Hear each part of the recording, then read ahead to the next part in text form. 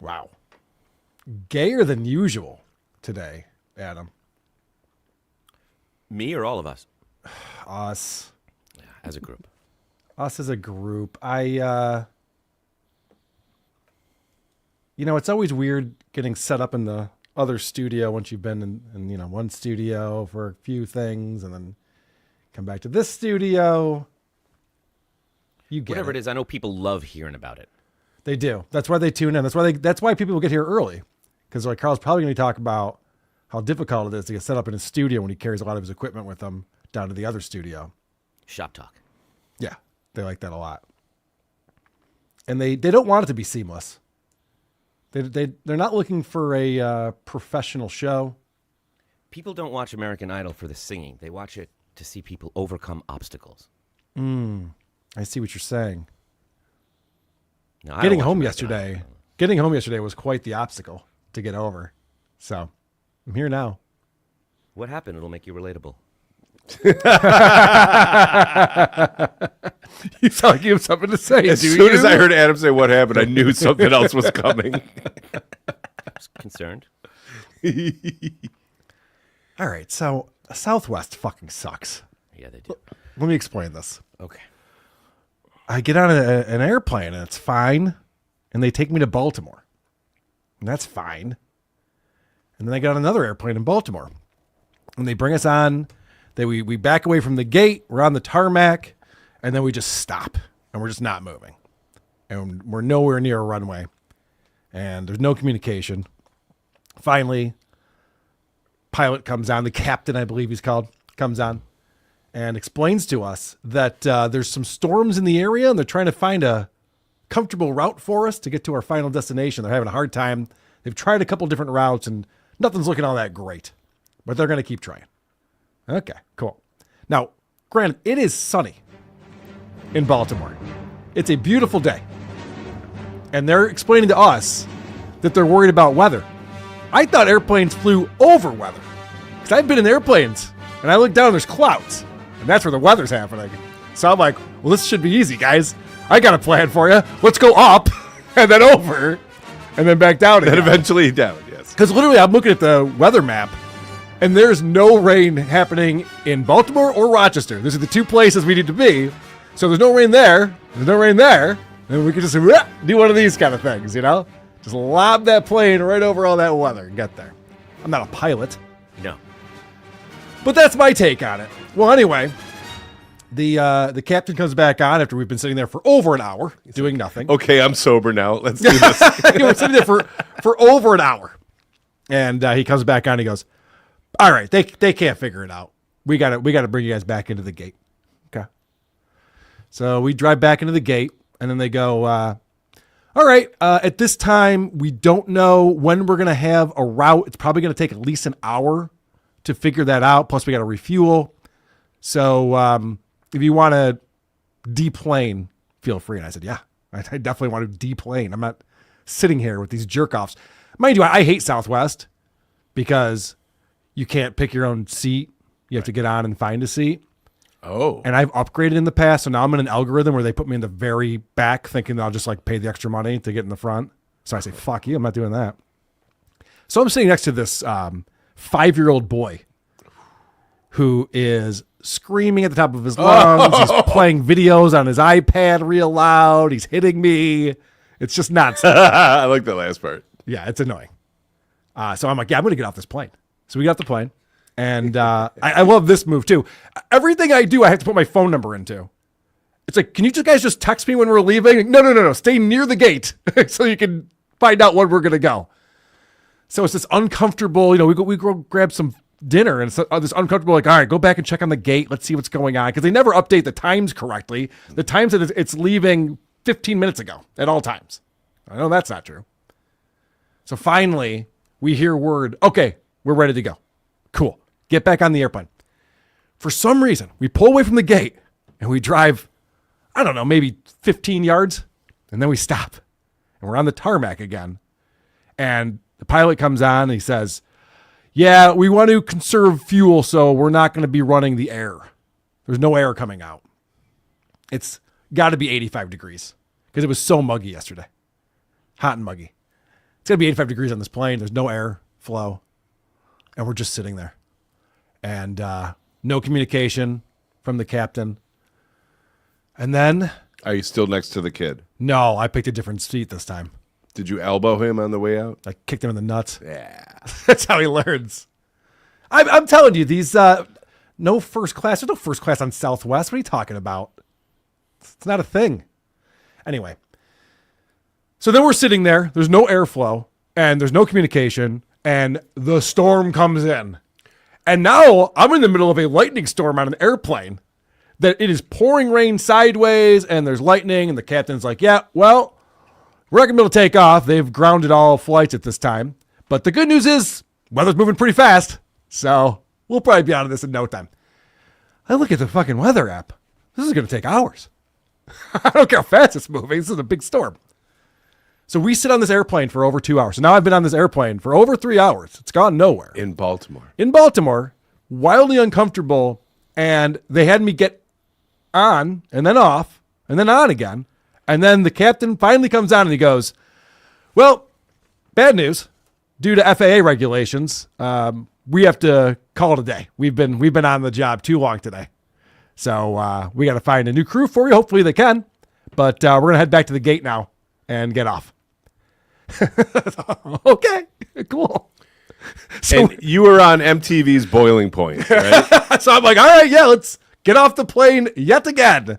And so we get off the plane and we're milling about. And it's one of these things where, again, hang by the thing. Like it was code red or something like that. Nothing was coming in or out, even though I was watching planes land while we were sitting there. So that was annoying. But so they're like, yeah, we'll let you know. And hopefully we'll find a pilot or something. We'll ask around, see if we can find someone. You, sir. Yeah, right. And then we'll get you back to your final destination. And so again, now I'm sitting there and we're like trying to stay near the gate and talk to people. And every time we go back and check in, they're like, yeah, we haven't heard anything. Like, oh, okay, cool. God forbid there'd be like a system in place. They could communicate this to us without me going over and asking them nonstop. Anyway, 7 hours later. Do you have? Oh, sorry. Don't keep going, please. Please, Adam. If you want to No. interrupt 7 this- hours later, I want the end. All right, That was it. I didn't know when this was gonna. I just 7 need, Chris, hours. can you scratch the Opie bit that I had about him going to the phone store? 'Cause Yeah. I think we've pretty much covered it. Right? Yeah. We got everything there. And then the John story isn't about when part he of the fixed his show. turlet. We don't need to review This that because isn't part of the show. got everything Adam. that had to offer right here for free. This is so. just you and I getting caught up right now. I haven't Just talked to crossing you in stuff a off week. the list so we can get God out of here at a damn decent you. time. You seem a little tired. Jesus Christ, this fucking guy. What happened? Oh, we 7 hours banter, later? gang, and that's where we ease people into this. We don't just leap into the madness. So of please the continue. show. We're at the 7 hour mark. Okay. Yeah, so we're at 7 hours later. Hey, we got a crew, we got a captain, and we flew. And we got back in late last night. It was one of those inflatable captains. The other thing that really annoyed me about this, from Airplane. The other thing that really annoyed me about this is that I was going to do a bonus show last night. We were going to get in at 3 p.m. I'm messaging with producer Chris, and I'm pulling clips, and I'm getting a whole show prepped and put together. And so every time there's a delay, I'm just looking. I'm like, well, I was going to do it at 7:30. Maybe we could do it at 8. Maybe we could do it at 8:30. Well, maybe we could do it at 9. And then finally, I just texted Chris. I'm like, I'm never fucking leaving Baltimore. There is no bonus show. Just forget about it. I see what you're saying. So really, when Southwest fucks with you, they're really just fucking with all of the fans, and really, it's kind of on them. Everyone else loses. Really, it's on them. Yes, I think everyone should be mad at Southwest. You all pay. Yes, everyone had to pay for this inconvenience. You see how a slight against me is really a slight against you guys. This guy gets it. Mm-hmm. I feel like we're off to a bad start today, Adam. Should I have not brought up that story? What happened to you today last week? No, I set you up. I literally forced you to say it and then shit on you for saying it. Yeah, what's going on in your world? Everything good? I got nothing to talk about. How was Traveling's your been fine. travel to the Midwest? You were fine. I went to Cleveland, and I went to the Rock and Roll Hall of Fame, among other places, and I had just a roaring good time all over Cleveland. Even met up with our good buddy OJ. Yeah, that's beers. cool. You and Obnoxious John met up? We He's a sure good guy. did. He really is. Last time I hung out with him was in a gay bar in Rochester, I think. Oh, this is at a gay bar in Cleveland. So Oh, so he has a preference because he picked the one in Rochester, too. it was really interesting. amazing to see his face. I really had no idea what he looked like. Could have been. Oh yeah, how does that happen? By the way, so he must come up to you then. Yeah, you just get that Okay. look in someone's eyes as they're approaching. You're like, yeah, that's the fruit. He's a handsome devil. He is. And he's great. He's a real guy who just wants to talk about real stuff, and all I want to talk about is like Dabbleverse. And Oh yeah, he's probably just like, yeah, I don't watch that shit, Adam. Anyway, he's so deep in it, but he's a real person, not like me. yeah, Adam's just talking about Hackamania the entire time. Pretty much. that's funny. Talking about where does Chad live from here. He was showing me all the Ray haunts. I guess the first place I told him to meet us was where Ray does comedy regularly. Oh, I thought that's- you were going to say where Ray murders I was prostitutes. going to say his soup kitchen. I mean, that's just his phrase for it. He's not volunteering there; he's eating. Home away from home. Oh, you know what? I got to switch over to my Ethernet. I just realized. Give me a second. Chris and I might leave for a second. We'll be right back.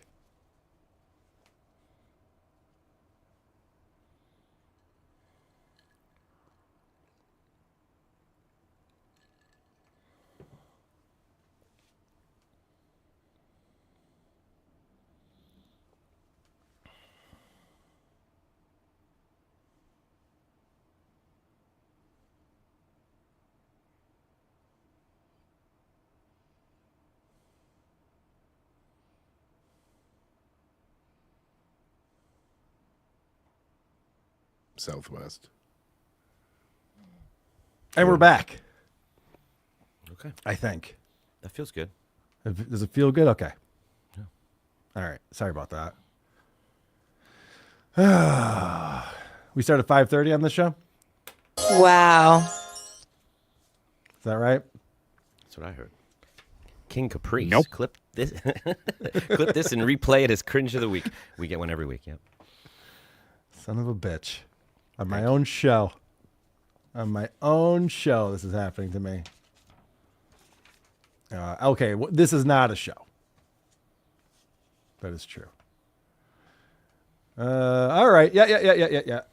You guys Are we ready too to start? prepared? Are we over prepared? Are we too scripted? Are we too fly by the seat of our pants? Is it too indie? Which one is it? Yeah, that's all a of good them. question. Too indie. That's a good question. StreamYard's changed their layout here. Things have changed on me. I think they're feeling the heat from EV Mux. Everyone's moving over to EV Mux. So Is that now true what they're they were like- saying about the YouTube stopping? What was it? They're clamping down on certain kinds of content and clip shows or something. What was that? Wow. We'll see what happens with the Ethan Klein stuff. Is that what you're talking about? There's some lawsuits going on that could change things depending on how they're ruled upon. So, actually, I was watching Blind Mike last night. I was going to talk about this in a little while, but I was watching Blind Mike last night with Lucy Typebox, and they were covering all this stuff.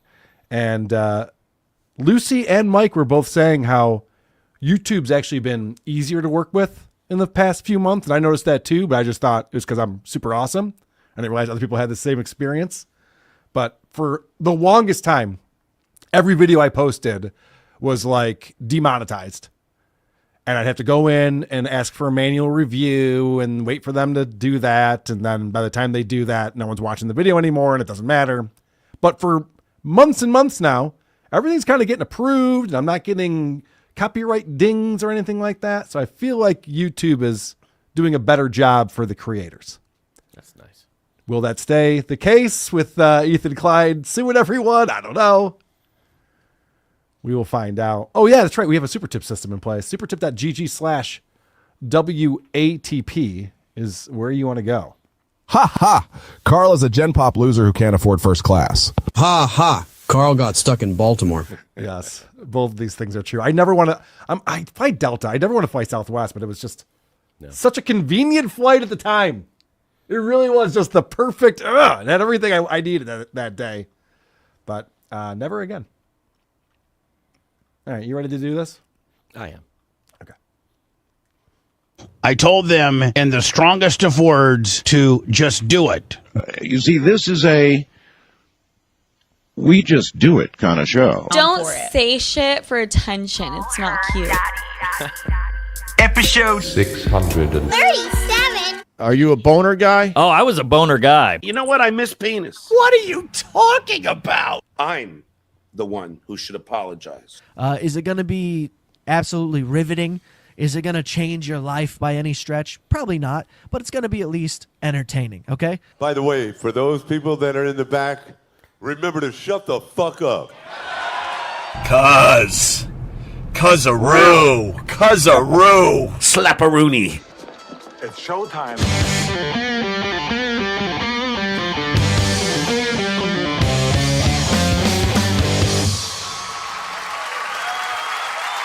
WATP.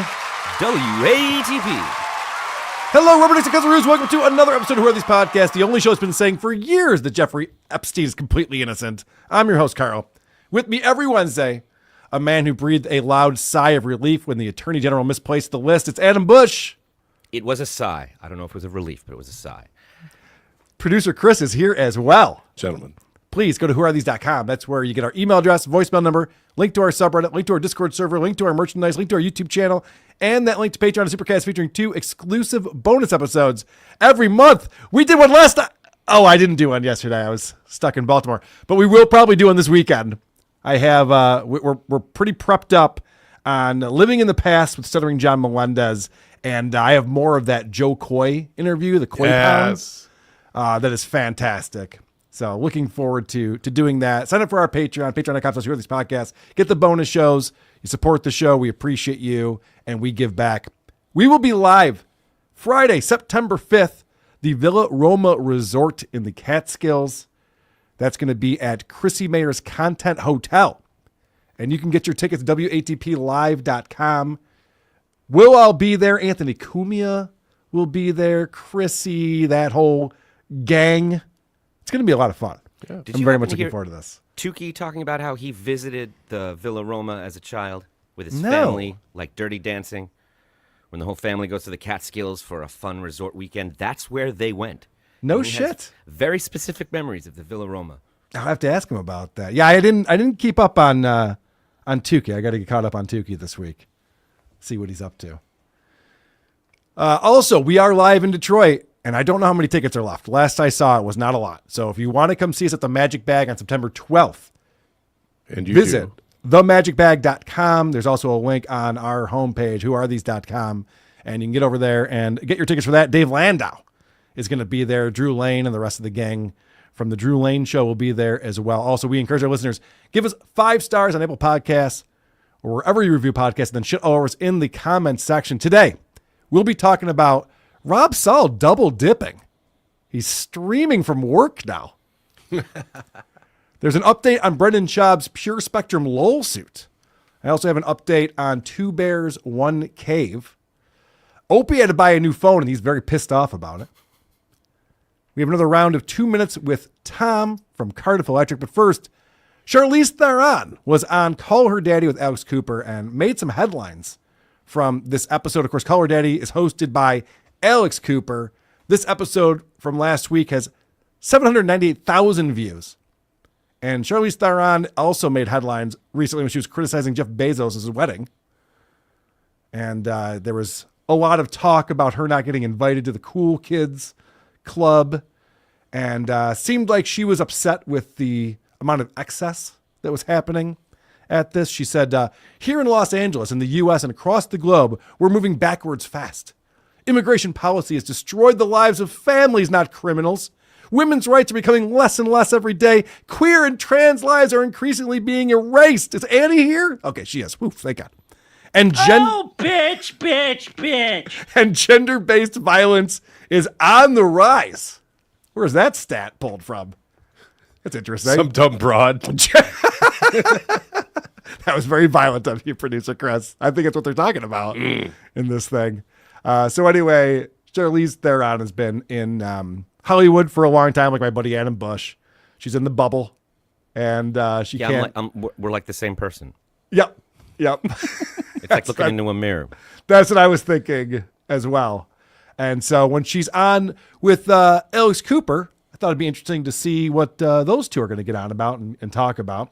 And it starts off, so they talk about how they both like to use the word fuck a lot. This was the first thing they conversed on. And Alex asked a question that breaks Charlize's brain. Like it completely malfunctions for some reason. I would have thought Alex would be the nervous one on this show. Have you ever said it in a really like inappropriate setting where people were like, Charlize, what the fuck are you doing? Listen, I have definitely Was she going to break into song? I don't know what was happening there. Stuttering John considers himself a stutterer, and he's never done that, to my knowledge. That's a lot of product placement. What is that? Yeah, so that's actually Unwell. That's Alex's company. Okay, she makes water or energy drinks? Yeah, something like that. Okay. All right. She's doing well for herself, you know? She started off just talking about like S&Ds and swallowing loads, and now look at her. Media maven. You mentioned Charlize being nervous. Like, I don't think I've ever seen Alex nervous at anything. She's stopped really caring a long time ago. Any clip, she just could not be more whatever. That's true.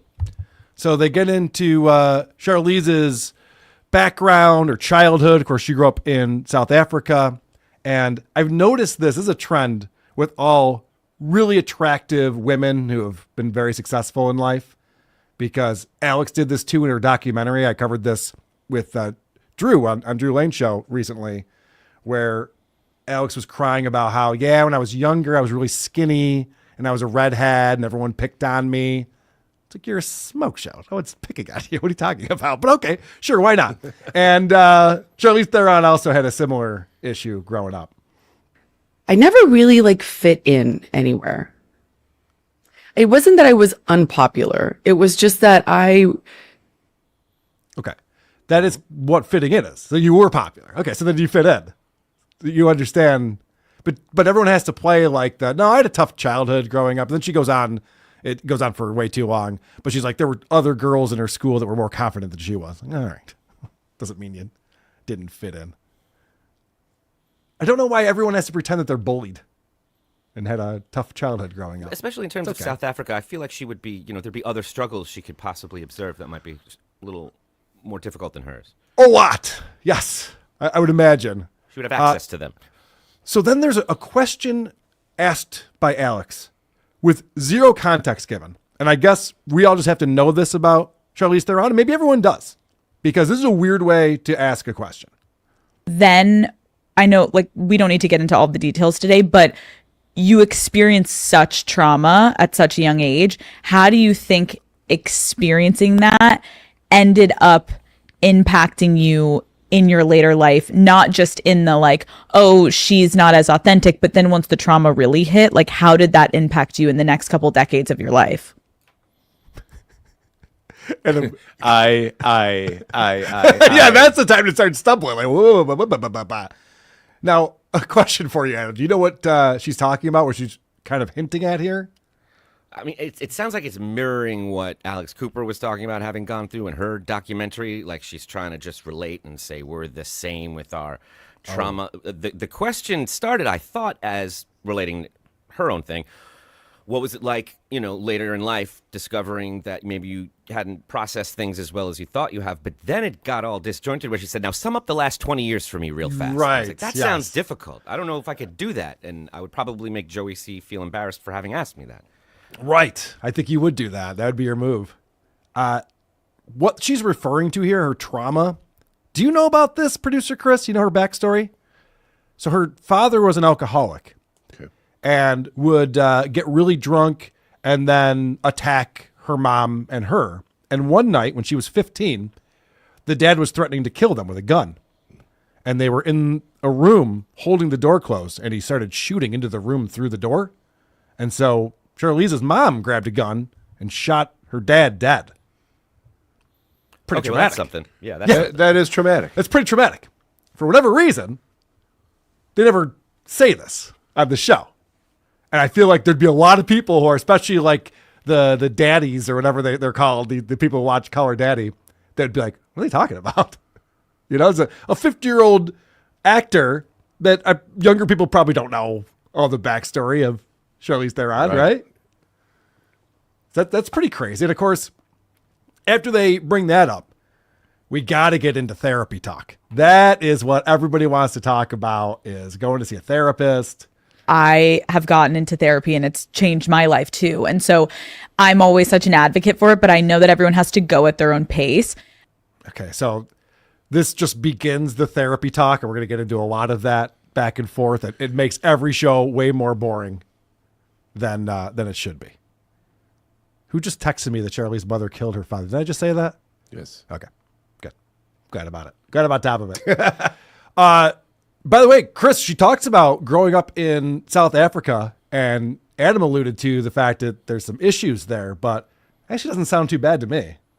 This was just, I think I grew up in a culture where men were men and a real man drinks. Nice. You want to go? Sounds fun. I suddenly do. Sounds like a cool place. All right, so Charlize's mother never went to therapy. In fact, she sent Charlize to school the next day after killing her dad. It was just like, all right, we're just living our lives, just keep going, that kind of thing.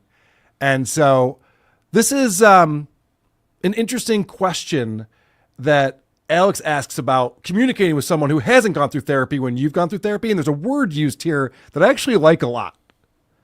As you've evolved and continued to peel layers back of like how your childhood impacted you as an adult, I think I've even dealt with this with friends where it's like, as you become more therapized, you look at your relationship obviously with your parents differently. And it sounds like you have such a beautiful relationship with your mother, but like, how have you navigated being someone in therapy and dealing with that trauma, whereas you have then someone in your family that's not? Because I feel like there's probably a lot of people listening that are like, wait, so how do you handle those moments where like, no, mom, remember? And she's like, shh, let's go out to let's go out to the garden, honey. Therapized. Makes me hungry. This reminds me of a lot of the conversations you see with Howard Stern and his guests, where he's therapized. And so he's trying to explain to Gene Simmons that he should be bummed out about life. And Gene Simmons was like, I don't know what you're talking about, Howard. Things are actually pretty fucking great over here. But she's doing it like how you explain learning is fun to a kid. Like, it's really, really stupid.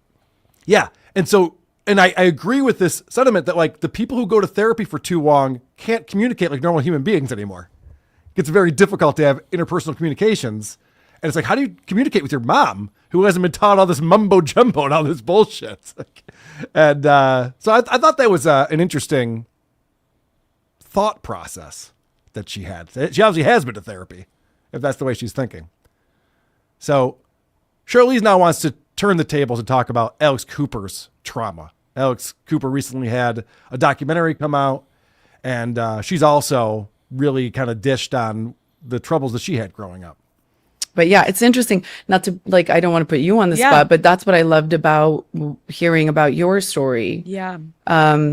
It's just so rare to talk to somebody in this kind of environment. I've never had that where your story really moved me, and I was actually excited to sit down with you. Thank you. Because sometimes I feel like, you know, you feel so kind of alone in sharing a story like that. Yours is obviously different, but to have trauma at that young age. Okay. So if you're not familiar with what they're referring to here, Alex Cooper recently revealed that when she was playing soccer at Boston College, that's the trauma. Okay. That the coach would ask her about her sex life and stuff, and then didn't play her a lot when she was her senior year. And this was very traumatic for Alex Cooper. Now, it seems inconsequential compared to your mom having to shoot your dad who's attacking you. And if I was Alex and she goes, well, you also went through some shit too, I'd be like, oh, wait, no, I did not. Definitely not. Not compared to what you're doing. But oh, no, they're samesies. Oh, no, check this out. You're right. Our stories are so different, and yet so similar. So similar. Yeah. And there's so much pain, and there's so much hiding who you really are. This is insane. And so much murder, but mostly on you. Yeah. And your mom. Alex even went to, for this documentary she shot, and I'm this is the reason why this happened. She went back to her old university and went to the soccer field where she once played and broke down in tears. she was sobbing uncontrollably, just going back to that place and remembering all these awful things that happened where she didn't get as much playing time as she wanted to. And the coach seemed like he was hitting on her a little bit. Alex, I'm sorry I wasn't recording. Can you sob again? Oh yeah, no problem. Yeah, Whenever right. Yeah. We actually need to get a different angle. I'm sorry. We should have the camera set up. Oh, that's my Let fault. me know which eye you want more from. One thing I want you to also keep in mind is that it's not often that this actress comes across an interviewer that she actually gives a shit about, that she knows is popular among the exact audience that she is trying to stay relevant with. So she actually, which she probably doesn't need to do very often, did research. She listened to some episodes. Yes. She knows who she's talking to, and she says, I have to get this person to like me and think I'm cool. And there's a good chance, because she's a mom now, and she knows even your kids don't think you're cool. Your kids' friends don't think you're cool. I need this cool girl to like me. How effortlessly, how easy it was for her to just be like, we're like the same. And she's like, we are. Yeah, we are. And then she keeps reminding her, you and me. She's like, I just love you. I don't know why. You're so cool. Tell me again about how we're the same. And she doesn't even have to lean forward. She's just, it's pretty impressive. That's a great observation, because I was wondering about that too. She definitely came in knowing the show, knowing Alex's background and stuff, and ready to talk to her about it, even though she's supposed to be the interviewee. And she mentions that her daughters are not impressed with her. Charlize does. Yeah. Because you're spot on with that. It's like they're a younger generation. They don't know what movies she makes. They don't watch those movies. They don't care. And so it's like, oh yeah, I need to get in with these the daddies over here. It's like a thing where no matter who you are, your kid will not think you're cool. Mm-hmm. Even, it has to be that thing that they find on their own separately. That's the nature of it. Unless your dad is Aaron M. Holt, obviously. Then they just know you're like a Indiana Jones. Right. Then it's pretty sweet. So the question comes up because, as we've alluded to, Charlize is a single mother.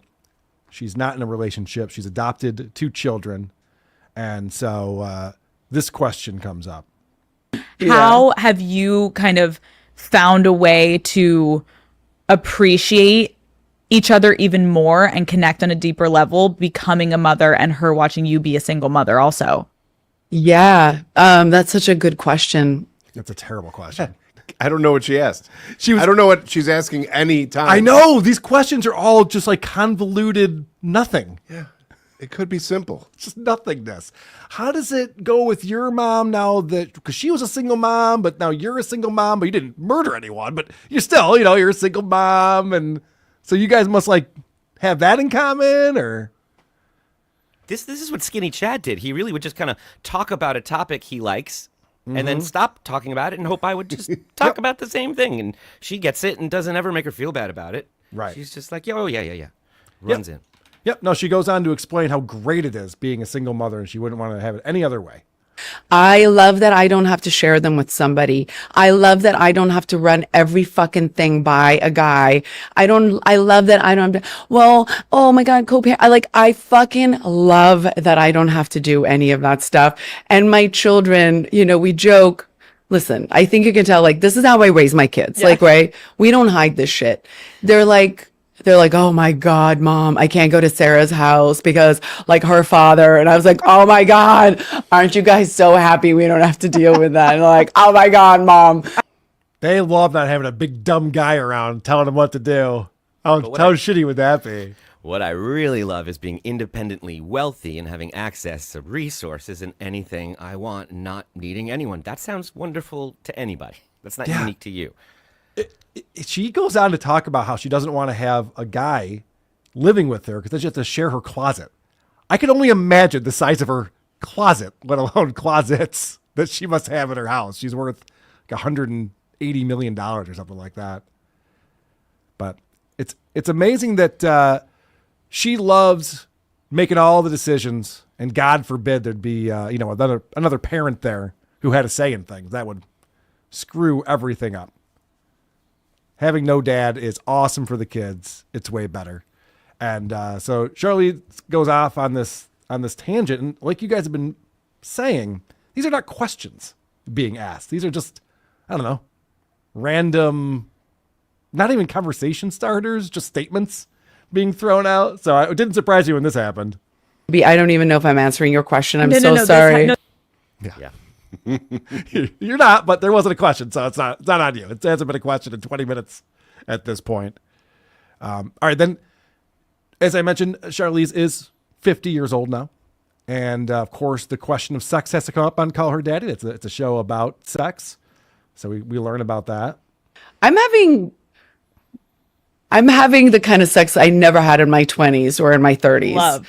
Yes. And so that part has been really exciting. I was watching a clip.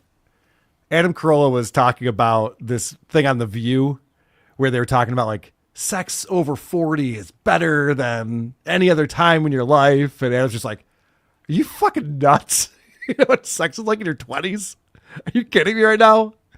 And just the idea that she's just like, oh my gosh, it's just never been better. It's, you're a 50-year-old woman. It's just not, I'm not buying it. I think there's a biological thing where women come into their sexual peak later than That men. is I true. think there is some science behind that. And That also is has true. to do with how you're feeling about yourself in your life. She feels now finally empowered to do what she wants. I'm sure now that she's free without other people's opinions to just, fulfill her vision, she's going to make smart and wise sexual choices in her partners, right? Is that what happens here? Oh, actually, not quite. Oh my God. So I just want to say this in perspective. I've probably had 3 one-night stands in my entire life. Okay. But I did just recently fuck a 26-year-old and it was really fucking amazing. Fuck yes. Yes. And I've never done that. And I was like, oh, this is great. Okay. Let me just say that 26-year-old is the luckiest fucking man walking on this goddamn planet. He's walking different today. I would think the 26-year-old who had Charlize when she was 19 is Right. a luckier guy than the 26-year-old who had her when she was 50. But I'm sure they're both happy. I'm sure that's fine. Everybody wins here. I mean, Yeah, who's gonna lose she's it? a very attractive woman. I'm not knocking her by any means. She's a knockout. It She was just a points model. out that I know what everyone's going to say because it's very obvious. If this were 2 men talking on a podcast right now, this would be unacceptable. You're not allowed to do that. And that is true, and it is hypocritical. The problem is that men have been doing it for the last 100 years, and it's just now become a thing that you're not supposed to brag about. They're not supposed to be doing it either. They're supposed to be showing some kind of leadership and pointing out power imbalances between the Oscar-nominated movie star and the 26-year-old fitness instructor. But, they'll get a pass due to years of it being the other way, but only one. After that, you got to tighten up. And I'm fine with it. I'm I don't really assuming. I don't know. really care. But it's weird to define someone as just their age. I don't know. Does that really tell you a lot about? Oh, you had sex with a 26-year-old. This is what I'm talking about. High five. Like That's the part that's supposed to be. Yeah. You're not supposed to. You're supposed to discourage that kind of thing. Yeah, it's odd to me. So Charlize moved to Hollywood when she was 19. She didn't know anyone, and she just flew out there from New York. They had left South Africa, and amazingly enough, a 19-year-old blonde supermodel was able to make it. Against all odds. Can you believe that? She was able to find work. I was just like, how did you find work? It's like, she was a dancer. She was a model. Like, how would she not find work? Standing in line at Starbucks and I got a job. Yes, right. Pretty much is what happens here. But then she tells this horrible story about when she was auditioning for roles and this one director had her come to his house on a Saturday night to audition. And she thought it was weird, but she doesn't know any better. She's not from Hollywood or whatever. And I guess this guy made a move or a pass at her or something like that. And she's never divulged who this person was, even though he's very famous. He got a little nervous for a while there. I've never said his name because honestly, I don't want the story to be about him. Honestly, it's not because I'm protecting him or anything, but he got nervous for a little bit. Why? Because he heard me tell the story and he knew it was about him. And he wrote me a pretend letter trying to explain his behavior and how I must have misunderstood it, which is classic, isn't it? It's so classic. No, Charlize. Yeah. He wrote you a letter?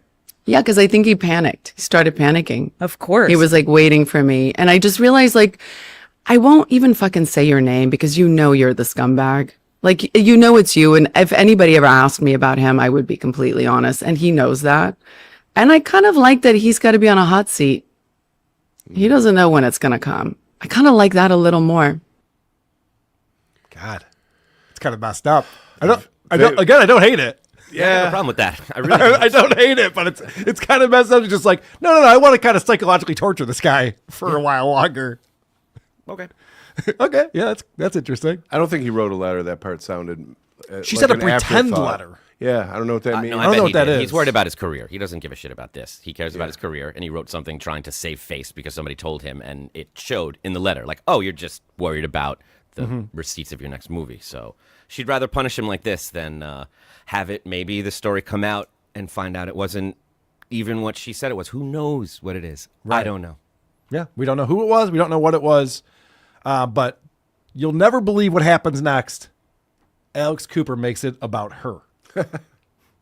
I'm so sorry because like I opened up in my documentary about this person in a position of power that abused their power and sexually harassed me and all the things. And yeah. Your soccer coach. That 99 players who played under the soccer coach all came out and said she was great. She was an awesome coach. We don't know where Alex is getting this from. And but she immediately has to make that about, oh, I've also had similar experiences. Yeah, okay. We know.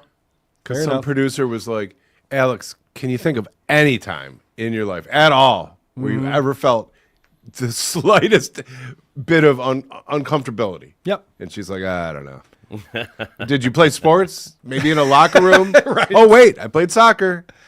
I am telling you, this is parallel to the Paris Hilton doc that I covered with Casey Armstrong years ago. But Paris Hilton also was like making a documentary about how cool she is and how she DJs in front of like thousands of people and she dumps guys and she living this amazing lifestyle. But it wasn't always like this. I think someone went, Paris, we got to find something here. This can't just be. What do you mean? This is perfect. This can't just be celebrating how cool you are the entire time. So then she came up with this whole scenario. The nuns. Of being sent out to the boarding school and decided that was like torturous prison she was in, even though she escaped it multiple times and never stopped partying. I don't know. I could be wrong. Maybe all of this is real and I'm being a dick. Here's what I think you're responding to. I think we all are. Hear me out. This would all make sense if Alex was talking about a story that somehow resonated with a lot of people and that we connected with, and we just immediately, almost like Charlize's, if we were like, oh shit, that's you have sympathy for it. But she's here to promote something. So she has to coddle this thing that Alex brought to her and relate to her like an actor would in that way and be like, we're the same. We're just going to say for the sake of progress, we're the same. Because if her thing was something we all related to, it would be noble, and confronting it and going home would be something more than like we need a plot for our movie. Like it really belittles all the people who are trying to do those things for real, and she's playing her. I think she's just selling her thing very successfully, getting her to like her, telling her that they're the same, and it makes her seem insincere to be blowing up this stuff to the same kind of proportion as my mom shot my dad. I'm sorry you didn't play first volleyball the first year, but her mom shot her dad. And by the way, she chose to not say it. She's choosing consistently, and I don't want to name the director either. Alex can stop naming names, showing pictures, explaining the whole situation, going back to the school. She even talked about it specifically in this conversation. And Charlie's like, that's cool, man. I'm not going to even say who it is. I like you're right. Alex outed this person's name even though she's retired. She's not even the soccer coach there anymore. It's not like she's trying to save future generations. It's just like, nothing to lose. Right. This director has something to lose. You're right. All right.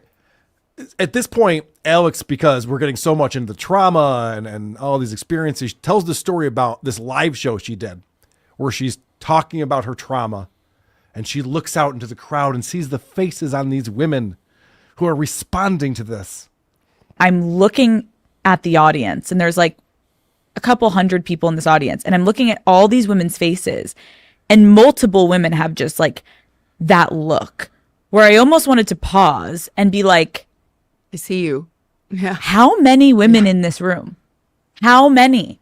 And I'm not kidding you, Charlize. I literally think almost every fucking hand would have gone up. And it breaks my heart because I'm like, holy shit. I love this made up scenario that breaks her heart. I almost wanted to stop and get a show of hands. And I promise you, I think what would have happened is I would have seen a lot of hands, and that would have been very upsetting to me. None of this happened. So I'm going to try and cry. That was a weird one right there. Yeah. She's getting, you know what, Adam, you picked up on something here that I didn't. Charlize's done an amazing job of making Alex very comfortable. She thinks she's talking to an old friend, and she has no problem embarrassing herself. When you're a parent, I promise if her kid was like, that's Emily, you got to be nice to her. She's like, got it. And then she doesn't even question it. My daughters think this person's cool. I'm on it. Let's do it. Well, as I mentioned in the beginning, Alex brings up therapy right away. You got to go to therapy. That's how you get fixed for these things. And I'm glad that she's obviously gotten over this issue she had with not being a starter on the women's college soccer team. What that person broke in me, and I had to find a way back, and it still fucking hurts, and I still feel uncomfortable, and I still cry about it. There's no closure, but there's a little bit of a semblance of healing. Is there? Now that's psychiatry. Why are you going to therapy if you're still crying about it? That's insane to me. And I get it. She feels like she was being, not assaulted, but whatever she thinks was happening with the soccer coach who never touched her and just didn't play her as much as she wanted to get played. But asked her about if she had got hooked up the night before and asked her about her boyfriends and stuff like that. This was very traumatizing for her. And it's funny that she's still crying about it. Like I said, she broke down and cried when she saw the soccer field. But wouldn't you think you then have a career where you make hundreds of millions of dollars? She's a correspondent for NBC during the Olympics. She's completely mainstream. She's done everything you could possibly do after starting a silly podcast about sex. And she's still upset about this? I can think of so many things that now that I'm here in my life where I'm at, where I'm very happy about, I don't give a fuck about any of this shit that happened. Like, all right, cool. I'm past that when we've gotten here now. Yay. And I don't go to therapy. Maybe I'm doing it wrong. I guess that's possible.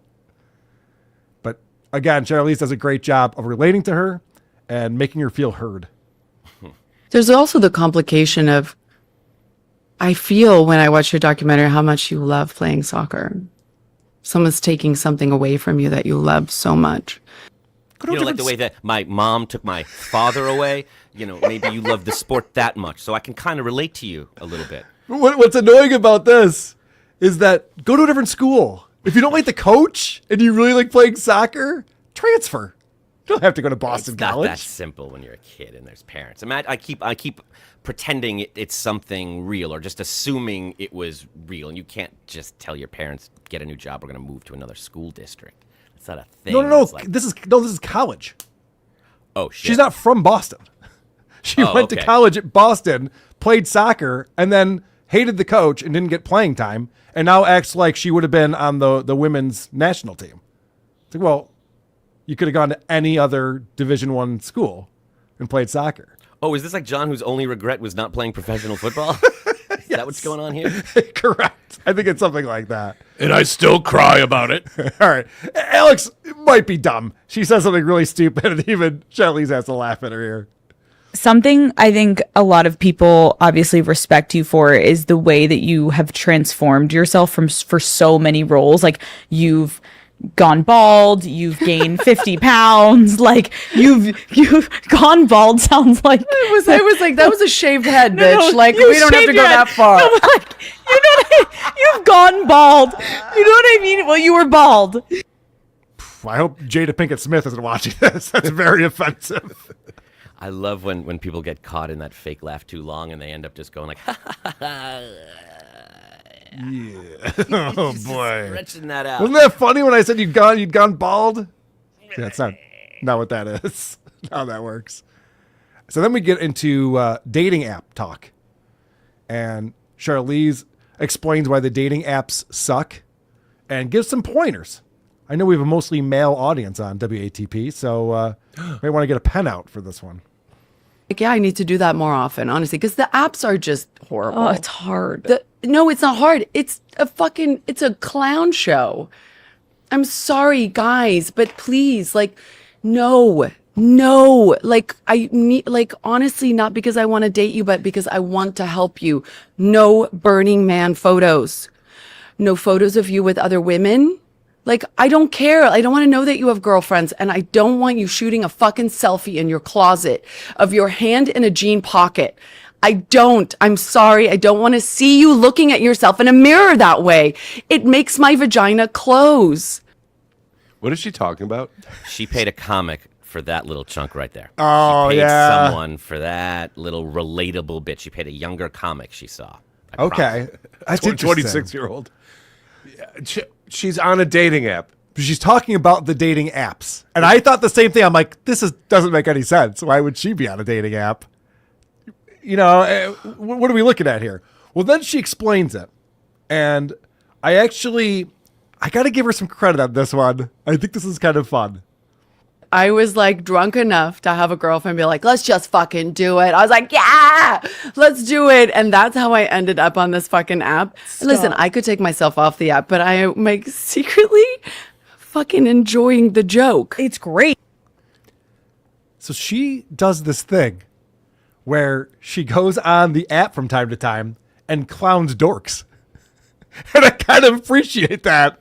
I'm like, I think I'd want to hang out with her when we're going through these profiles and laughing at jerks. There's a podcast there. I was just going to say, that sounds like a fun podcast. It really does. I kind of like it. Now, there's probably privacy issues and things with the apps that would make that a problem.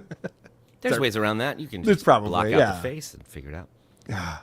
That is. Oh, yeah. We just have AI recreate it for us. That's a good idea. Anyway, I thought that was kind of funny. She's just like, yeah, I got drunk one time. My girlfriend told me, let's get on an app, and I did. And just laughing at these guys. Some average dork out there is like, oh, Charlize Theron. Yeah, years ago when I was on Bumble, I remember seeing her profile and thinking, nah, not today. When she sent you back a laughing emoji, you're like, oh, she likes my work. She thinks I'm a pretty funny comedic actor. Like, no, all my pictures of were me from Burning Man with my hand in my pants in a closet going like, damn that. it. So I don't She's think talking about you, Adam. Do you get to the part where she talks about going to couples therapy? Which one talks about? Oh, Charlize talks about it? I didn't pull any clips from that.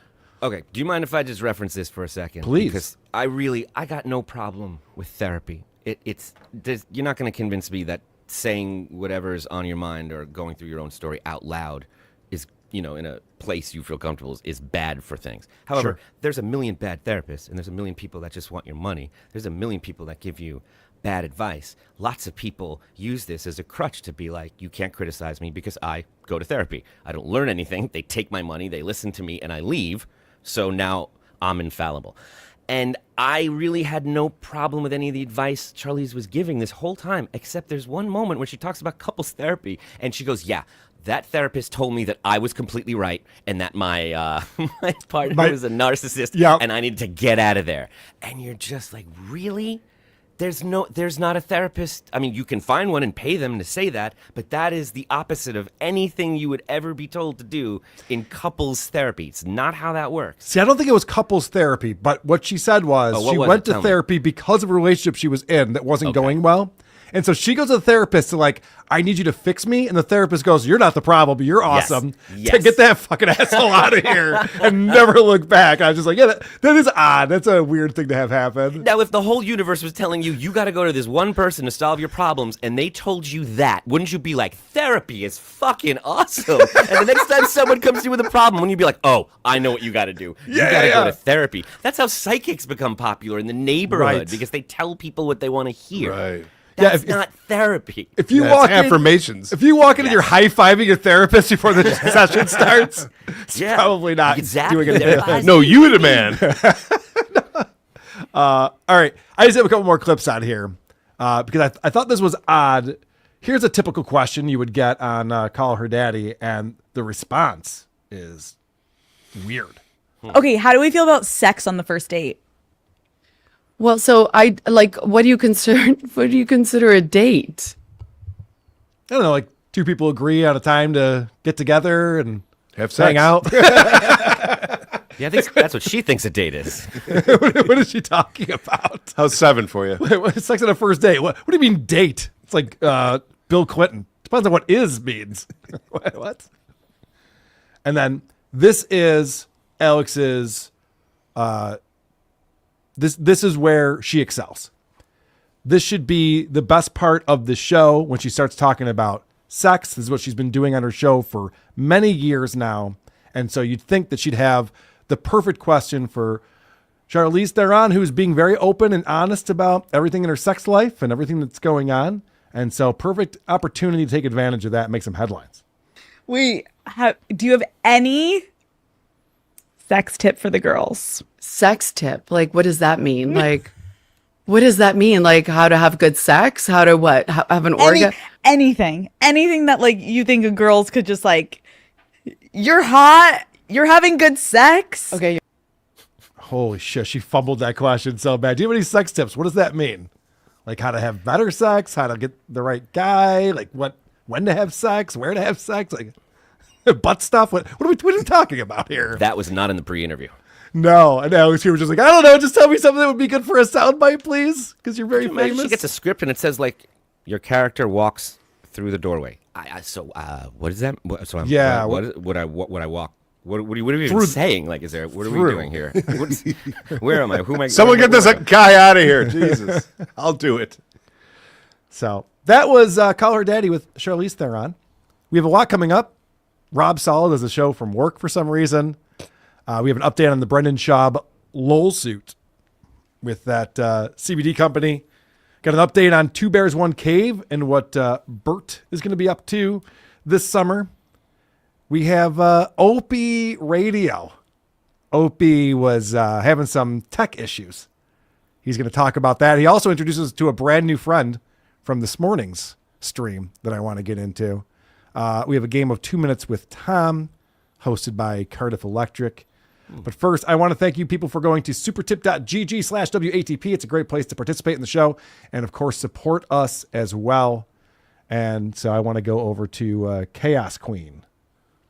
If you have a manager, they need replacing. Shit flights, shit meetup locations. Need help, brah? Oh, meetup location. Yeah. I thought Boston was on point. She's mixing in some commentary here. I noticed that. Her concern isn't as touching as it seems. Yeah, all right. Yeah, put a proposal on my desk by Friday morning. We'll see if you get the job or not. What not, Chase? You're coming in. Yo, Charlize hit me up. I, too, have raised a mutant. It's a good pick-up line right there. Liam is a PDF file. He loves kids. Whoa. What's going on over there? I think it was Michael Ray Bauer on X the other day.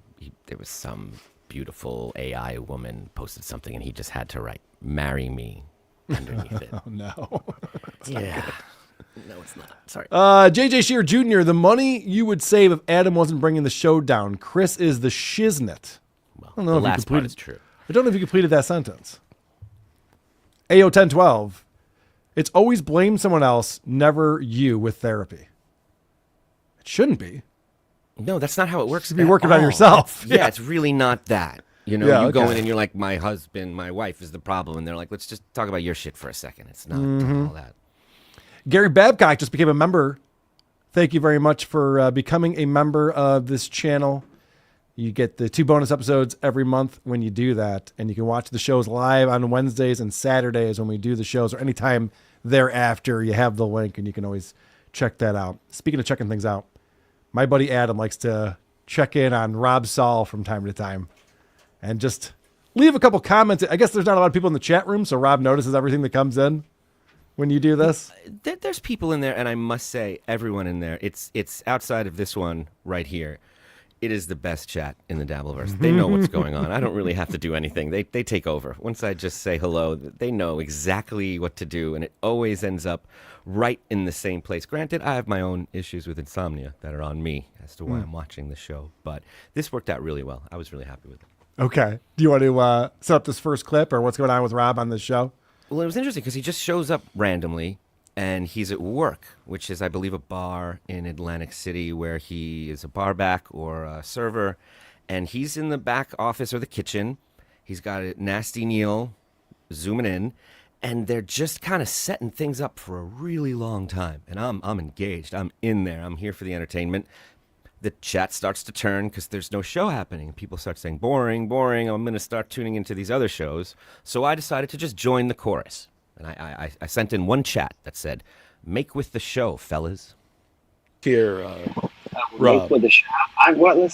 Listen. I come on because you all have nothing better to do. I actually have stuff to do, but I'm coming on for you. I didn't know that you guys are all here demanding for some entertainment, but this is it. This is it. Oh no, that's not a good answer. Nope. I didn't realize you guys thought that when I went live on my stream that there'd be something to watch you'd actually be interested in. This was your idea, Rob. You Yeah. invited us here. Yeah. Now, like, what the fuck? Do you want snacks, or now you want something to drink? Jeez. Yeah, and now before this, you didn't text him and say, "Please go live on your stream." I don't have anything else to do. Do it today, for me. right? Do Yeah. it for all the Solinators out there. Come on. From a pass-through in a kitchen. Yeah. Is that where this is? I'm very interested in your take on this, Chris. We're going to see that he gets called off and has to do some work from time to time. Oh. And I'm very confused about what his job is at this point. Fascinating. Yeah, it's very odd to me. And then I have a question for you, Adam, about I don't watch Rob's show. Nasty Neil has become like a permanent co-host, or he just hops on from time to time? He hops on. I mean, it's all random. I don't know if there's a show schedule or a set co-host, but anytime I look in, Nasty Neil is there, and he's doing a pretty good job. He really is just riding that line in a very entertaining way. It's interesting how some of these guys, like they pop up in the Dabbleverse, and I think Nasty Neil was first with Stuttering John, maybe, but we saw him pop up on a few different shows, and then he just kind of settles in. All right. I think what you Rob's just said is going guy. to tear. That's going to Oh. piss off Rob more than anything else. If you do not give Rob credit for discovering Nasty Neil, he's going to shit. be really upset. It's something like that. And I think then he jumped on to John's, and then of course, John felt he betrayed him, and now he came back. Something like that. But Nasty Okay. Neil is one of the rare people with he's doing his own thing. He does this film review thing. He's making movies. He's interested in horror. That's his whole world. He doesn't need to be here necessarily. So because of Yeah. that, it gives him a little edge in the conversation. So you're saying that Nasty Neil is a little bit higher than Clearwater Chad, if we're ranking these characters? Yes, I would say he is a little higher up on the evolutionary chart. Okay, because Clearwater Chad's a guy I can't figure out. He's on everybody's show. Everyone seems to love him. Kevin Brennan has it on all the time. El Harible was having him on a regular segment for a while I there. loved what El Harible was doing. That was funny. His little wrap up was very funny. What he's doing on KB's is like indentured servitude. It's not great. He's on with No. Chad a lot too, because Chad's out of ideas. He is out of ideas. I can't figure. Clearwater's agreeable. He is a kind of good co-host. He's a good second banana. He's very just up for whatever you want to say, and all his impressions sound like the same person. He, like Gary the Conqueror was a good co-host. Is In what I that would say vein. to that. Or even more Wendy would be. Not Gary. Yeah, right. I mean, Just, yes. So I don't know about co-host, but I hear what you're saying. All right, where are we going next here? Well, Adam? I said make with the show, fellas, and a minute and a half later, where do you think this ends up? Hold on, Adam. Here's Lady K. Hold on, Adam. Let's touch our cock before we start fucking the Rob Saul dog. Yeah, put out some Dabbleverse real dolls. Who do you think would be the number one seller of a Dabbleverse real doll? Dabbleverse real dog? Lucy Tightbox would be my guess, but I could be wrong. Well, about before that. you answer, Cardiff, now it's time for everybody's favorite game show. Now, is there anyone, Adam, I ask you, is there anyone who thinks about yours and my penises more than Rob Saul? He brings it up every fucking time you're in the chat room. He always goes right to that we're sword fighting and touching dicks together. What is this? What's going on? Here's what I think it is, because there's definitely a pattern, and the pattern is we get closer and closer every time this comes up. And what's unique about this, and I'm not going to force us to listen to the endless rant over and over again where he says this, but now it has come to you and I are in a very serious gay relationship, and now we're fucking a Rob Saul doll that looks like him. He added that to this fantasy. Now What did the that's Rob where Saul doll look like him? Like, you already covered that part. Well, that would be it, yeah. He would look like him. So, what are we doing here? Surprise, it's really me. This isn't a doll at all. It's bleeding all over my dick. Fooled ya. I didn't say stop. The worst weekend at Bernie's ever. It is. By the way, I'm realizing this right now, and maybe this has already been said, and everyone's already thought about this, but there's a correlation between IQ and going right to you guys are gay. Aaron Imholt does this. Quadfather does this. Rob Saul does this. If someone says something they don't like, or you enter into the chat and you say something they don't like, oh, you're having gay sex with another guy. There's also a third type of person who does this a lot, and that would be a repressed homosexual. That's a good point. Because he just drags it there every time, and Yeah, you yeah, can't yeah. say that like, well, it's because it it hurts us so bad and we react so negatively to it. Like we can't get enough of it. Yeah, that's true. There's two different ways to call someone gay. There's the way that I just did. Oh, you're gay. And then there's you probably pull your dick out and it's probably like all really fucking hard and ready to go. And then Carl comes in and he's like, give me that cock. And he's shoving it. Like, whoa. What is this fantasy that we're living through right now? Stuttering John and I, we're from the same place. Like, I know what he's talking about. We said that word all the time. Honestly, when I was 9, I didn't know it meant that. I really thought it meant lame, which is why people were offended by it. And then once you learn, you move on. But that's what it was. So to make that correlation between what you just said was like, I wouldn't have even known. That's all it is to them. We used to play a game called Smear the Queer. Did you ever play that growing up? No. And that was a game where it was just like there was a ball, and whoever had the ball, you got to tackle them. Yeah. And there was nothing gay about it at all. It was just an excuse to like beat the shit out of your buddies. Yeah. In spite of it being a giant pile of dudes, there was nothing gay about it. Nothing gay about it at all, but we called it Smear the Queer. Yeah. And I don't know why I said that. Yeah, I just got to block that out. That was later on there would be sword fighting, but it was different. That's a whole different game that we were playing later. It's because I was watching Star Wars that day. I got all excited. It was the medieval times. Where are we going next? Well, this is very exciting. After they debate over who they'd like to fuck most in the Dabbleverse in terms of a real doll, and they really get into it, in order to hurt us, I get. Nasty Neil does a really great job of filling these gaps, and he asks Rob, are you surprised that John hasn't come back yet? Oh, that's a good question. Mm-hmm. I didn't. I thought that he would end up coming back eventually. But every time I talk to him, he says he's happy, being out of the Dabbleverse. I mean, he's actually getting TV gigs and, It is gigs. very time consuming, doing this every day too. He's getting TV gigs? That's what he's telling Rob Saul. Breaking news. He He's gonna calls be that back. a gig. So he goes on local news, like AM local news, to promote his stand-up show, and he calls that a TV gig.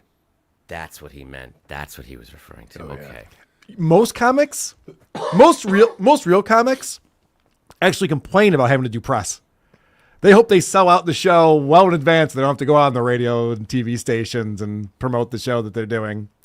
And John's calling it a gig.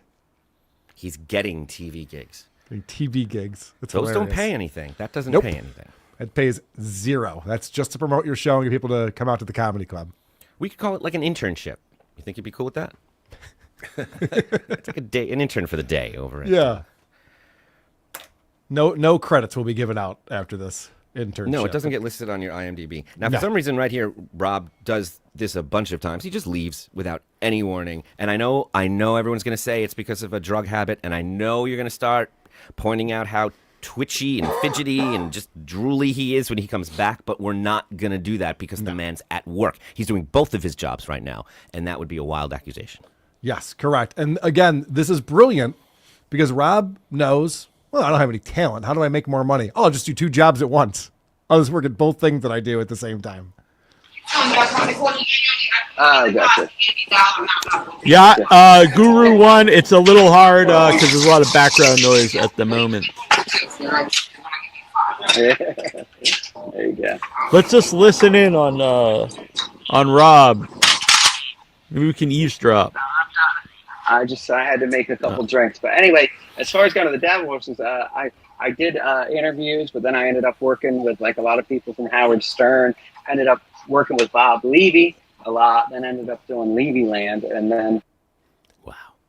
Was he making a drink right there? I heard someone yelling at him, and it sounded like maybe ice was being poured or something. What kind of job is this, Chris? What's he doing? I think he deals drugs to a restaurant. That explains it. That makes sense. Mm-hmm.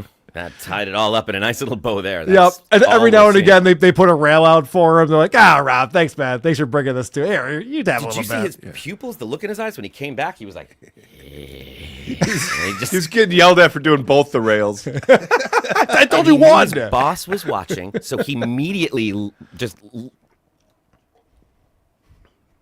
I lost the thing. His boss is yelling at him, and now watching, so he immediately goes into listing his credits for no reason. Yes. He starts saying, "Well, I started with Howard Stern, and then Bob Levy, and just naming everyone he could because they were watching or listening. He was impressing whoever was there." Oh, you're right. I didn't even pick up on that.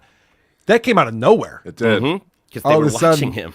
Yeah, and Howard Stern show, and like you can imagine who that might be. Bob Levy. Yeah, because somebody Which is said, why "What the fuck are you doing back there?" Yeah, why I'm crouched behind a cooler talking to my phone. Yes. Yeah, I know this looks like a really shitty thing I'm doing, but it's actually a part of comedy legend. All right, this next clip, you were impressed with Nasty Neil on this one? This is the best segue. You think the goddamn dog dedication was a good segue? I do. love how he does this. Listen to this. Why are people so stupid? Oh, Mitt Diggity thinks that Adam Busch suffered some abuse, and was he like a child actor, Adam Busch? I think so. Yeah, I think that's why him and Carl are always trying to like dig into my childhood. And like, Rob Saul talks about some haunting child. You know, I told a funny story that annoyed me when I was a kid, and Rob Saul, we got deep into his psyche, which they had nothing to do with it anyway. Even if it was them, you weren't deep into my psyche. And then nobody from WATP was even in the chat room. Wow, KB's. I thought he would be higher on the star meter on IMDb, but he's 195. Gotta love Neil. That's great. Rob's talking about like, yeah, they were trying to act like, because I was telling my small penis story, and they're the ones who got it out of me, and it feels all uncomfortable. He's like, so Kevin Brennan's over here on IMDb. I don't know if you see that. To quote Rob and what you just said, no, we don't think we're deep into you, Rob. We don't take credit for your story. Your story of how your mother groomed your brother and you in the bathroom way past the age of it being appropriate is not ours to claim. That's yours. We asked, how you doing? And maybe the chat followed up some more, and this is what you offered. Also, in a moment of silence, when there's just kind of nothing going on, it's cool and casual to just be like, I wonder if Adam Busch ever got abused. He seems like the type. And it's 2 for Tuesday. We have a rock block coming up, and we're going to be checking into the Rock and Roll Hall of Fame with Martha Quinn. Martha, do you think Adam's been abused? Do you think it was one of his coworkers or someone in his family? Who knows? Coming up at 11. Jesus, Neil. Like, that's you. That's not me. I'm not bringing this stuff up. You guys can't stop talking about it. Yes. Also, I do want to point out to Rob, he acts like, oh, WATP thinks that they're manipulating me. You offer all this information, and then we play it in front of a room full of people who all laugh at you. With context. Yes, that's what happened. That's what we're talking about. One more clip on here. Oh, yeah. Yeah, which one is this last one? I think it's... this made me happy. Yeah, I got it. Actually, you set it up if you don't mind. So this is where they're reading a chat from Clay. Yes. And Clay makes a suggestion of a new show. A new Dabbleverse show that would be with Ava Riza, Rob Saul, and Adam Busch. Do you imagine that show? Star power. What's this, Adam? But we couldn't do it live, Clay. Ava is me cosplaying as Lydia Dietz. We would have to pre-record. That's true. A lot of times I do think that Ava is Adam Busch. Does Adam Busch have like shitty tattoos like that, Ava?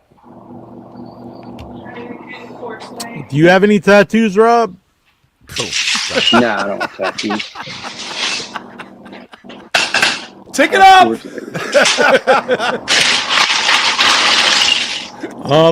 Honestly, Kelp asked about Polarized. Oh, I'd love to find someone to define one. Polarizing, I think probably every single character in the Dabbleverse is polarizing. None more polarizing than me. I mean, This idiot Rob still thinks he's a villain. He's got his name as Reigning Duke or whatever it is. He's like, no one's more polarizing than me. It's like, polarizing means there's some people who think this way, some people think that way. That's the two polars. Right. He's just the South Pole. He's just the pits. It's not polarizing. It's very different. Yes, everyone agrees on Rob, actually. Yes. And you can see how he came from the Stuttering John school of broadcasting. Like everything John did to him that we used to yell and say, you can't just abandon your co-host and make him just cover for you. Like, it's interesting. Neil actually has that sense of a show. Like, it bothers him. He feels the need to keep this thing going in a way that Rob is not even concerned with. And he feels like we're pressing on him when we even ask for a show. Yeah, it's amazing that Rob Saul, it's been a little while, so we forget, but he was hoping that when John left the Dabbleverse, that he would take over the place of reading insults $2 at a time, and that would be his living someday. And Rob Saul's such a pathetic loser that people don't even want to insult him $2 at a time. It's not even worth it to them. They want to insult John. They don't want to insult Rob. So Rob was trying for the worst possible position, a paid position in the Dabbleverse. And failed. And couldn't even achieve that. Do you remember how having a cell phone used to be a status symbol? Yeah. Flip phone where you had the razor or something like that. It'd be sweet. People were like, look at me, I'm from the future. I think that's how Rob treats having a show. He's like, I've got a show. Doesn't matter that anybody with a phone could have a show, but I have a show. Yeah, because he's got that stupid AI green screen thing behind him. It's like Saul Show, and like the guitars are warped into the walls, and none of it looks real. It's just so stupid. He's just like, I'm being a show host. It doesn't matter what I do. I have a show. Child. It's very His need for childlike. Either the money or the attention is so strong that he'll do it like a junkie from the back of a bathroom during work. He's got to get that fix, and it's very selfish. It has nothing to do with us, and it's not a show. All right, this is a show, and we have coming up a little update on Brendan Schaub and some embarrassing videos that Brendan made to promote his CBD company. We have an update on Two Bears, One Cave. What's going to be happening to them this summer? We've got some Opie stuff to get to. Opie introduces us to a new friend, and it's quite unfortunate. We have a round of 2 minutes with Tom. We have hopefully review girls coming in. So much to get to.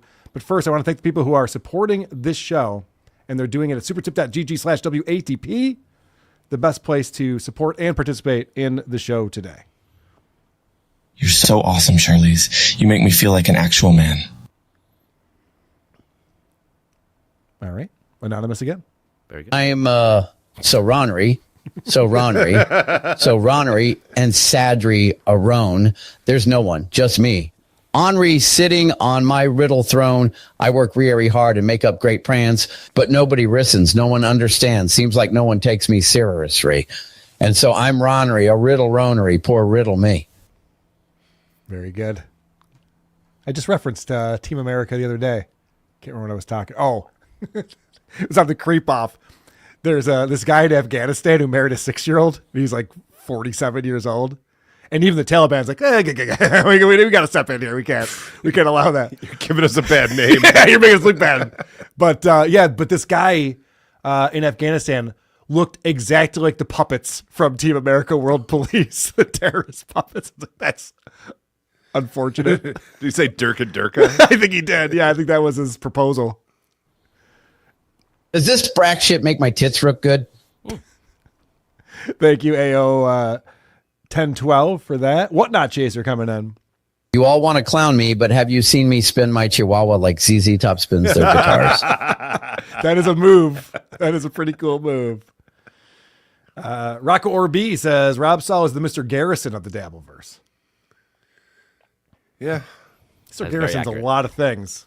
Is it? I mean, Mr. Garrison became the president, if I'm remembering the storylines right. When's the new South Park? Is it this week? No, it's been delayed because of the merger. Ugh.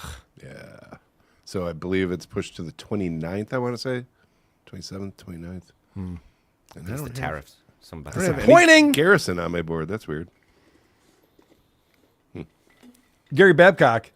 Hate to get off topic, but what happened to part 2 of the Sheet Citizen SJ documentary? That's A very good question, actually. I was looking forward to that as well, and I got to reach out to Sheets Shitterson. So I'll ask him just that, and I will try to report back with information on it. All right. We don't have a stinger for Brendan Schaub, do we? We probably should at this point. It would be helpful. Shit. Well, we talked about this not too long ago, that Brendan Schaub was he was first hired to be like a spokesperson, but then they gave him equity and he owned 10% of this CBD company. And he was supposed to make 88 social media posts or something like that, and he made 0. And so he did not fulfill his end of the contract. There were some issues with the owners, the other owners, his business partners. One of the guys he convinced to send out emails to their entire email list to try to get them to say that his stand-up special was decent, to fight the haters on there. But the big thing was Brendan took all this money and never fulfilled his end of things, and then sold his 10% equity after it had already been purchased out. They'd already bought him out. And then he went around and sold that for another $100,000 when it wasn't his to sell. And so this is what this lawsuit is all about, is this is fraud. And it also brought up the fact that he didn't show some of those earnings to the IRS, and it's a whole thing. Well, Podcast Cringe just dropped this today, just before the show started, where it turns out there might be some good news for Brendan Schaub, because it's possible that he will not be able to be found guilty of fraud. And I'll let Podcast Cringe tell us why. If Brendan never signed anything formally giving up his equity, then this isn't a cut and dry fraud case anymore. It's a dispute over who owned what and when, which means that 100K payout in 2023 might still be shady, it might still be sketchy, it might be peak Brendan Schaub being falsely confused, but it might not be illegal. And that changes everything, because now Brendan can argue that he was confused, that he never actually walked away, that he always thought he still owned part of the company, even though he was no longer involved with the promotion side of things. Maybe he really had been misled, manipulated, strung along, just like he said in those panicked text messages. I was manipulated and not sure what the outcome is of the document I signed. That's the kind of quote that looks guilty when the paperwork's solid, and plausible deniability when it's not.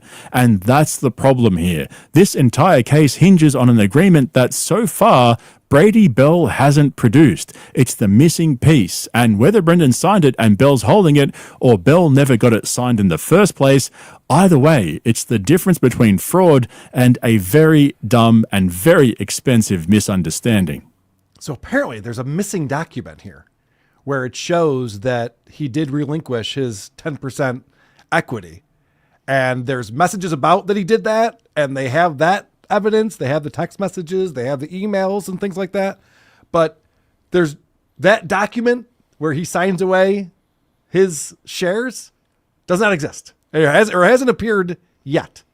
And so this could be a case where Brendan's just like, no, I thought I still owned it. I didn't say I didn't own it anymore. Of course I was able to sell it for $100,000. I pray to God that he asked Chin to hold that paper for him, and Chin has it. Chin's holding it over.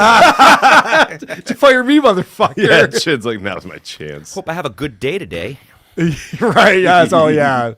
All of a sudden, Chin's second mic on the Schaub show, he's sitting next to him in the Brian Callen spot. You're like, what's going on? He really likes Chin all of a sudden. I wonder how that happened. Caleb loved that. See? So this is, there's more to this. It's a little more convoluted than that. However, there is still a very good possibility that this document does exist, and this guy is waiting to see how Brendan's legal team is going to fight this before it's dropped in discovery. But here's the thing, if that document does exist and Brady Bell for some unknown reason is keeping it up his sleeve until Brendan files a defense, which honestly makes zero sense to me, but if he does have it and the case moves forward into discovery, Brendan is beyond fucked. Like, that would be an absolute disaster for him. Don't forget, there is so much at stake in Discovery. Emails get subpoenaed, internal records come out, tax filings get cross-referenced, Slack messages, Google Drive folders, every version of the affidavit, every panic text message about the KGB investor, all of it hits the record. And Brendan, the man whose entire strategy is blame the team, play dumb, and podcast through it, he definitely will not survive that. He doesn't want a trial. He wants this to go away, quietly, cheaply, preferably in a back room next to a pizza oven with no reporters, no Discovery, and no signed paperwork surfacing under oath. Because if the missing piece shows up, Brendan's not just a guy who fumbled a business deal. He's a guy who cashed out on something he didn't own, lied to cover it up, and got caught right before the receipts hit the docket. So I should give you a little context on why he made that reference to the pizza oven, is because when we played these clips when we were over at Drew's show, while we were at Drew's studio on WATP, and we were playing these clips where it's like, this stuff leaked and he hadn't even been served yet. Well, later that day, a process server tried to serve it. Brendan wasn't home. And so the process server left a message for the person at the house who answered. And Brendan called him back and says, all right, man, let's meet at this pizza place. Like not like the attorney's office, not like his studio or office. They met at a pizza place, which tells me like Brendan is so longing for friendship and things to do while he's out in Austin. He's like, oh, you want to serve me with a lawsuit? You want to grab a slice? Yeah, like that's weird. Very weird. Remember when the guy got Stuttering John served with a 6-pack of Coors? Yep. Oh yeah. Yep. Some things are just Corona. more important. Yeah. Yep. So anyway, that's the latest with that. We'll keep an eye on it. We'll let you know what's going on. And Adam, you were looking at the Fighter and the Kid subreddit. Yeah. And somebody put together a reel of all of these Pure Spectrum promos that Brendan was making back in 2019, I would imagine, when he was supposed to be the spokesperson for this product to get people to buy their CBD oil. And you know when a filmmaker makes a first movie and it's great, we love it, and then they make a second movie, but they have all the money in the world and it's Kevin just Smith. a piece of shit because they have too many resources. Yeah. Just so we know, what we're seeing now is his comedy. Unleashed, unfiltered, without any, he can use his friends. He has access to anything he wants. Just be funny and we'll make it happen. And this is the best he can do. All right. Well, I'm excited with that setup. Also, you know more about acting and how you would pull something like this off. So I'm going to lean on you, Adam, to let us know what your thoughts on this.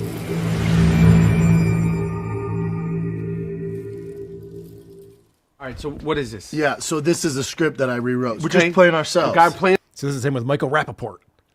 And they're having a conversation about the script. It's very meta. Mm-hmm. Shot documentary style. Yes. So what is this? Yeah, so this is a script that I rewrote. We're Okay. just playing ourselves. The guy playing ourselves. Yeah. But I don't like the wording here. Like the word, like Which this is part? angry, uptight, jerk. Yeah. That's not who I am. You know who I am in real life. Yeah, you're not great. charismatic. So then, like, you're doing your thing, you're being Michael What Rappaport. thing? What thing? You say thing. What thing? This. I just need you to be Michael Rappaport.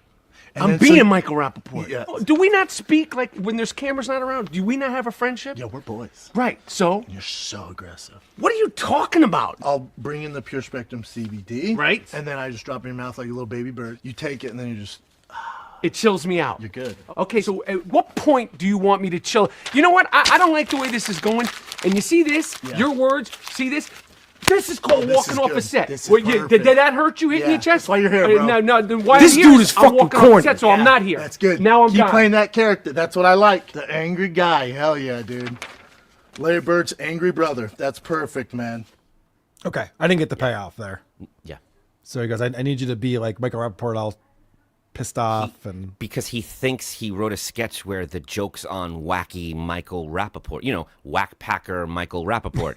Right. But he's so bad at it that he's just mumbling, doing that Stuttering John, like if I just don't do anything and I just, mumble, it must be acting. And he's smiling. I encourage you to watch it and see how Michael Rappaport he's just acting with nothing. He's doing his thing, whatever it is, that's what he does. And Brendan has an attitude of like we won an improv class as a couple for a Valentine's Day raffle, and now we're here to just, explore and have some fun. And he's smiling as he's talking like it's kind of fun for him. It's bullshit. It all escalated way too quickly, too. Oh, what do you mean I act like that? Oh, I'll crumple this up and I'll act just like that. Like, yep, okay, cool. And he thought that Larry Bird bit What a at the end payoff. that he looks like Larry Yeah. Bird is, he showed him. He didn't. All right. And they This is get gonna- wackier and wackier. This is as they going to get go more on. embarrassing here. There's only one pure CBD in this town, and it's Pure Spectrum. See, this is... Well, he does I mean, characters, he does. Yeah, I know. But this is so typical of like Stuttering John. You put the mustache on, but it's not on all the way. It's a little crooked and off. It's like, wow. Isn't this guy wild? He's so wacky the way he's doing this. You'd think he'd check his mustache one time before they shot it, but not this guy. Also, you want to see the face. That's the moneymaker there. You want to see Oh, the yeah. handsome Partner. Wow. Could have gotten 10% off with the promo code Schaub if only I had known. You don't even know what you're buying or what they're selling or what this is about or what the joke is. Every choice leads to less understanding. You don't think he earned his $340,000 with that one? I would Adam, say is that no. what you're saying? No, Okay. no. They should get some of that back. He starts to bring in friends and other comics. If you get over to 4 minutes, I think it's Yeah, I'm going to scrub past that. Yeah, it just goes on and on. I know. But I noticed that too. He really shines here. Okay. So walk me through this idea again. Oh, dude, you're gonna love this. So you know how the CBD industry is like the Wild West. You never know what you're gonna get. Right. I represent Pure Spectrum. You know exactly what you're gonna get. So I ride. Poor Brian Callen. Yeah. This is a very difficult thing to do. To be like, all right, I gotta act like this is a real conversation that we're having. As you're dressed up as a cowboy, and telling me your advertising idea. All right. Into this lawless, like old country town, right? I'm representing Pure Spectrum. I'm the sheriff. I'm on one of them big burly horses, right, like a brown horse, and and then all the townsmen, they circle around me. They just all gather Why do around they me circle around you? because they represent the other CBD oil companies. They don't want me in there. Okay, they're 'Cause bad I'm guys. real. They're bad guys. I'm good guy. And they have guns? I'm good guy. They have guns, and they take them out. And I hear one go, "Hey, thick cowboy, we don't want your kind around here."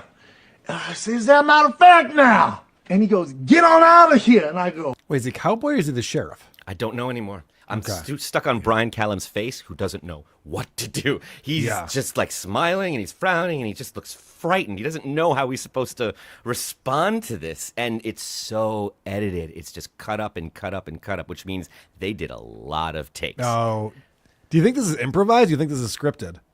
I think it's both. I think they had a script, like very AI script. That first bit was just boilerplate. Give me a commercial for this AI, please, involving this, and it spit that. What a wild, wild west! And now they're riffing from that. They keep one dialogue and they keep that, and they just cut back and forth between it. But what the joke is, or what they're selling, or what the whole point of this is not clear. So no one knows how they're supposed to respond.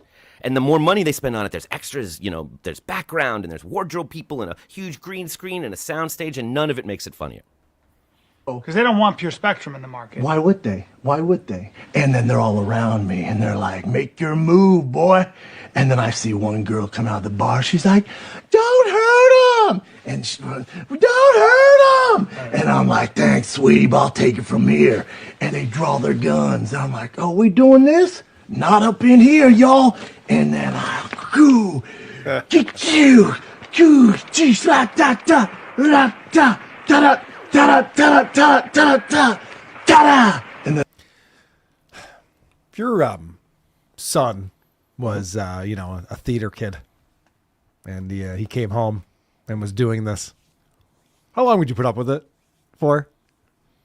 Well, theater's not for everybody, and there's lots of roles in the theater outside of acting that you can do. True. That are a lot of fun. Yeah. There's set design, there's wardrobe, lighting. You might be good at one of those things. Chris, what would you do? I don't know. I probably only have the kid for a few hours on the weekend, so just put up with it. That's fair. Mom will take care of that. But with the Charlize thing, you see how somebody is like, I don't know, my kid thinks he's funny, or this guy thinks he's funny. What is this shit? I don't know. The kid, young people, Rogan likes it. Somebody convinced him. Somebody likes this, so they're just trusting him and hoping it's going well. And he's turning to them, going, "Is this funny? Is it going well?" And they're like, "Yeah, it's going great. I don't know, whatever." Sure. Yeah, that's it. Ta-da! And then they're just all laid out. And then they're like, dang, that was sick, man. And then I get on my horse. And I'm thinking slow motion. As I'm on the horse, right, like I'm going, and there's like smoke, and the town's blowing up behind me like this. And then my horse is the town blowing up, though? Aren't the innocent people there? No, they ran during the shootout. Because I heard one girl in the saloon go, "Oh, that's a thick-ass cowboy." And I went, "You right, sweetie." Oh, we went back to that again. Yeah. That one chick with the big tits that was yelling stuff about how hot he is. Is this a fantasy that he's having? Or what is going on right now? It seems that way. Yeah. And they haven't found out what Brian's doing here at all. No. Yeah, that's apparent. But it seems like Brendan Schaub's just like, look at how cool I could be. Yeah. Okay. Sure. And by the way, that's like, number one we know with improv. He's like, "Oh, well, there's all those innocent people." No, they're not, because this other thing happened that you didn't know about that I'm saying to you, but you're saying wrong. Thanks, buddy. You're fun. It's been a fun day. And I went, "You right, sweetie." I know, but the town's... The town, and then in slow motion, it's like, and then... And I'm looking like super smoky, and then even my horse in slow motion goes... And then I look at the camera, and I go, "There's only one pure CBD in this town, and it's pure spectrum." There is no town. This doesn't even make sense. I don't know that I'm buying CBD oil from these people. If I see this commercial, I'm just like, I don't even know why I would own this product. What do you have to do with this? Yeah, really nothing. Partner. What do you think? I like that his mustache keeps falling off too. That's a good comedic element to this. Well, maybe Brian can save the day here. Let's see what he's got. I'm gonna guess a little comedic pause. Give it a beat or two. I think I love it. Yep. You do? I knew it. This makes me want to use pure spectrum, What do you think of the mustache? See, the joke here, Adam, that you're not getting is that Brian doesn't like this idea. He thinks it's convoluted and silly, but he's telling his buddy here that he does like it to not hurt his feelings. They should team up and do a podcast together, because that's the kind of chemistry. It's good stuff. It's good stuff. Is it too much? No. Hell yeah.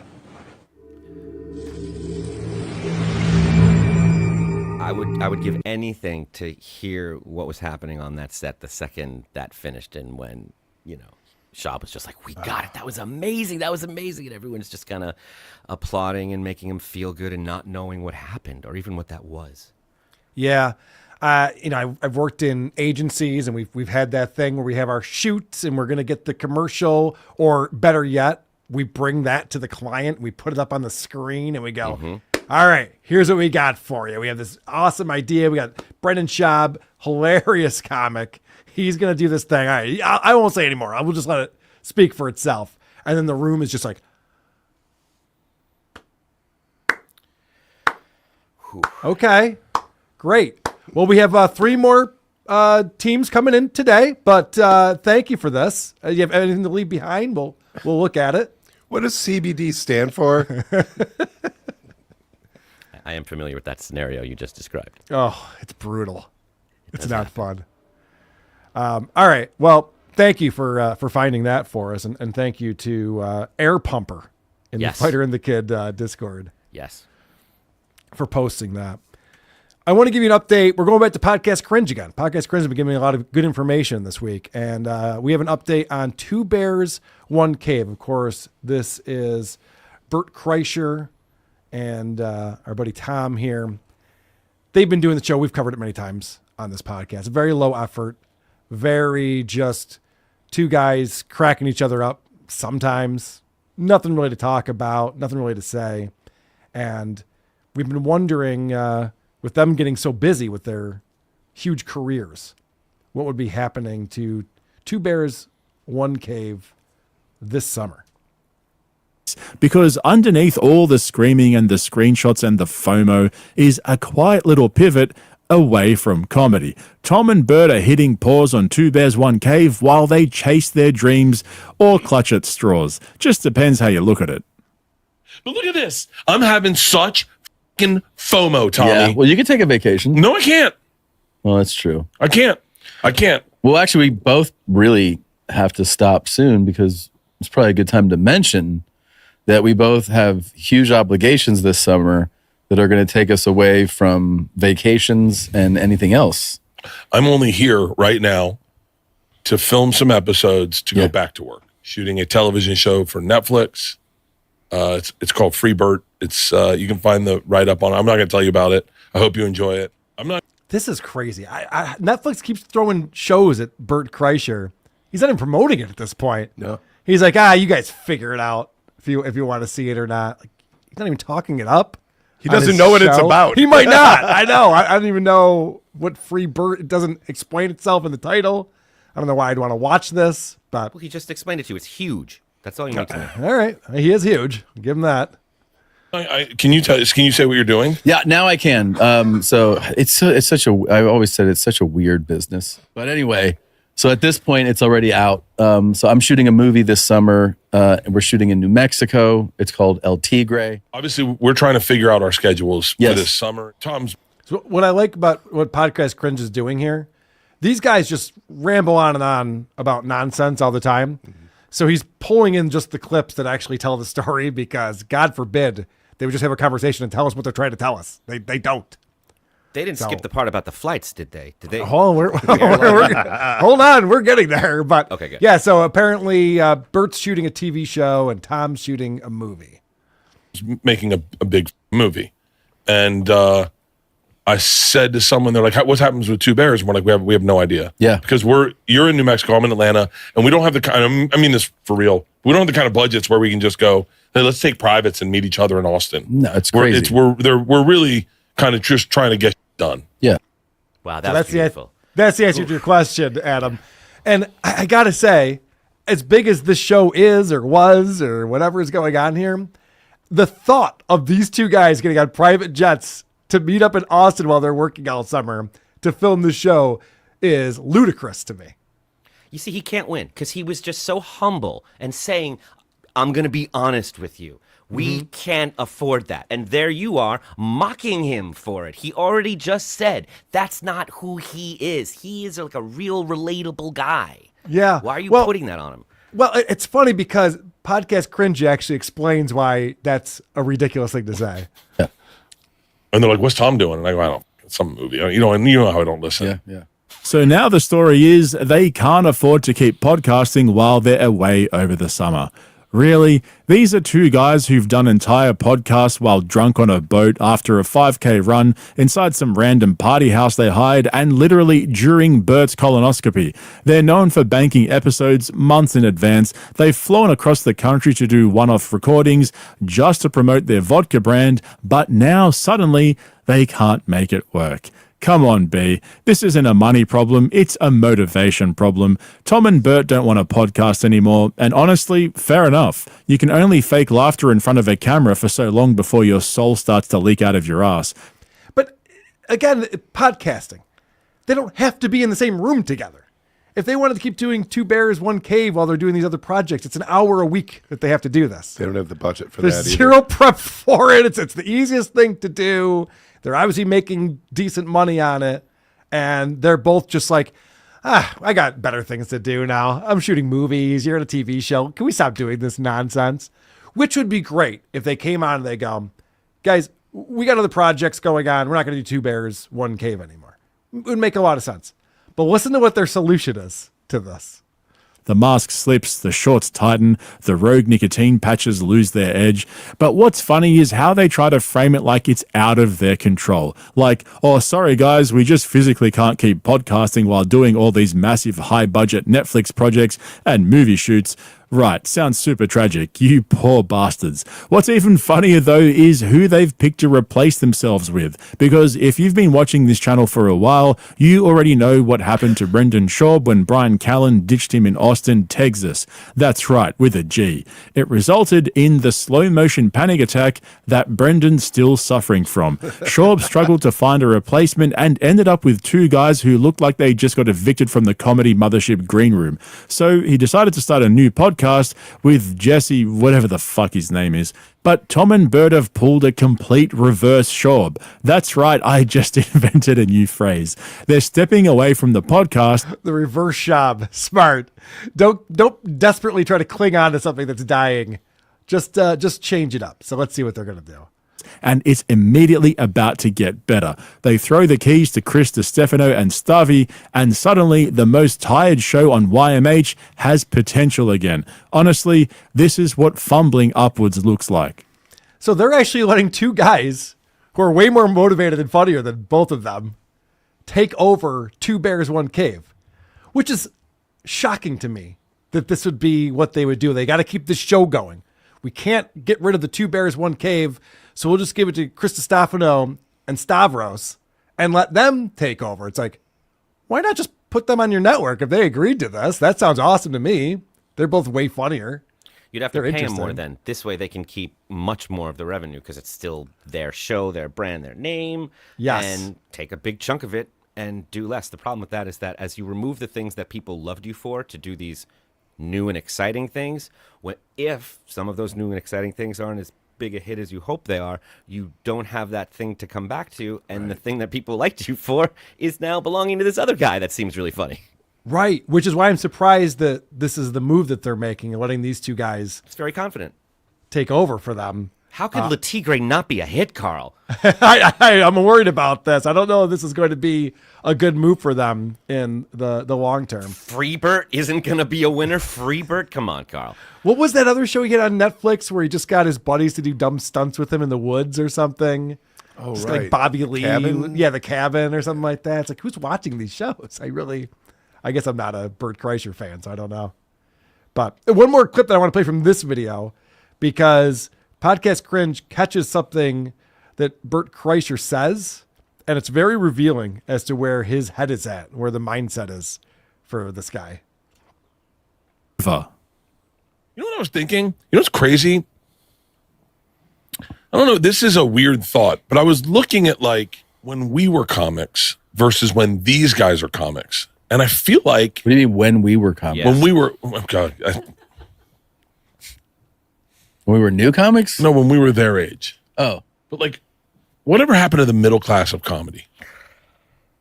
The middle class. Like the middle class. Like when we were like, how about this? Forget ages. When we were like 12 years in. Yeah. 15 years in, 12 years in. Okay. Everyone was doing clubs. That's very revealing. Yeah. Remember back when we were comics?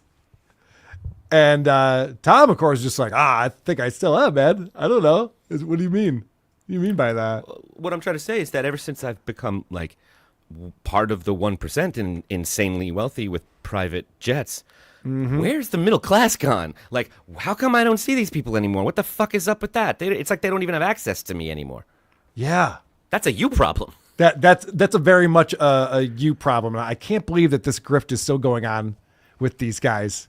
But Bert's still doing it. He's still crushing it. So good luck to him on his Netflix show. And we'll see if Two Bears will survive if those guys try to come back and replace the two guys that are funnier than them. They're gonna get booed off that stage. Yeah, I know. That's what I'm worried for them about. All right, we got some Opie stuff to talk about. We have 2 minutes with Tom coming up. I got a little tease for the next episode of WATP coming up. We know some things. We have some information. Ooh. But first, if you want to support the show and participate in it, you can go over to supertip.gg/WATP, like Trey Peacock fan did here. The president was right for once. Why are people still talking about Jeffrey Epstein? Move on. Stop focusing on men who molest children. There's nothing to see on that island. Or in my art studio. Yeah, okay. I had a feeling there was a reason why Woke Dad had that stance. Makes a lot of sense. OG Mumbling Nick, member for 2 months, says Joey C claimed to get a phone call from MSIP's girlfriend saying he passed away 1 hour ago. If anyone hears from MSIP, please let his Dabbleverse friends know. Who's MSIP? I don't know. What am I missing here? Joey says a lot of things. I don't know why this we would suddenly care about. Well, if OG Mumbling Nick is telling me about it, it's a good source. It's a reliable source. It is. That's I assume this is something that we need to know about. Mike's shitty internet provider says silent shape. Oh gosh, why? I hope that's not the case then. I hope that's not the case. I mean, things do happen in threes. We had Ski Mask. We've had Opie's career. What's next to go? I can only imagine. Speaking of the Schaub's kid didn't make the soccer team. Oh my God, can you imagine? I couldn't. That'd be so upsetting. Speaking of the Obster.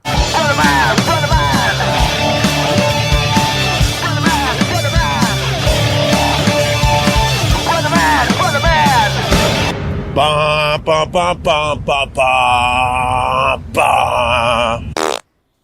This is a stream from yesterday morning. Opie did one called No Epstein List. Yeah, right. And he is on fire out of the gate in this one. We're going to do something a little bit different than we normally do on WATP. I didn't pull clips. We're just going to watch the first 9 minutes of the show. Oh, shit, let it ride. Because all of this is amazing. And it's all the stuff that we want from our buddy, Greg Opie Hughes. He's on fire. On break. Thank you, John Quartz. $4.99. Let me get to where it's supposed See to be. his face a little better. Yeah. In a little bit. Interesting. And he looks older. I he looks older. No, it's fine. I know. It's better. You never look good when you're in the dark. It's never a better thing. Yes. And probably that's not true for everyone, I guess. Now that I think about it. He's doing fine. He's doing fine. He's great. Great.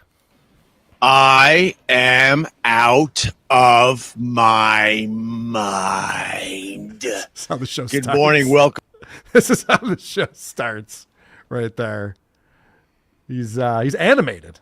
Give him that. He needs more of this. He needs more animation on the show. I wish he was animated. I am out of my mind. Good morning. Welcome to my live stream. We're way out east on Long Island, but I don't give a crap because I'm trying to set up my new phone. Who's the we? I was him and Doggy. We've seen evidence that Doggy's around from time to time. We sure have. I'm minding my own business yesterday, doing my crap on my phone, making a living off my phone. And I'm doing my crap on my phone, making a living on my phone. Interesting that he says that, and he's going to say it again. And what the fuck is he talking about? Is he talking about editing his podcast? Yeah. I think he's talking about editing his podcast. He has 2 different phones to shoot the quality entertainment. Mm-hmm. That's a lot. He needs these things. How else is he supposed to be unleashed if he's tethered to a computer? That's not how unleashed works, Carl. Making a living is the term he used. That's the phrase he's using for this. When you no longer have a wife and kids to support, it's easier when it's just you and the dog. That's a good point. the next thing I know, I'm like, wow, the battery doesn't really want to keep. It says 70% charge, but my phone keeps turning off. Is that his internal monologue? Is that what that voice is? I think so. Because sometimes that's the haters. Yes. Right? And then sometimes that's himself talking to himself. He's only got a few voices, so. Well, I actually, you're going to hear a lot of voices on this clip. Really want to keep. It says 70% charge, but my phone keeps turning off. That's weird. And then I take the case off my Samsung S21. That's how old. That was funny. You Good stuff. Good stuff. Yeah, that's how you say Samsung when you're being really racist. Oh, does that count as one of the voices? Oh yeah, for sure.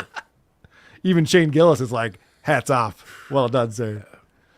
My stupid phone was. And when I took off the case, the back of my phone just opened up. You know when you go to like a phone store to get your phone fixed, and they got to pry open the back with special tools and stuff. Not on my old S21.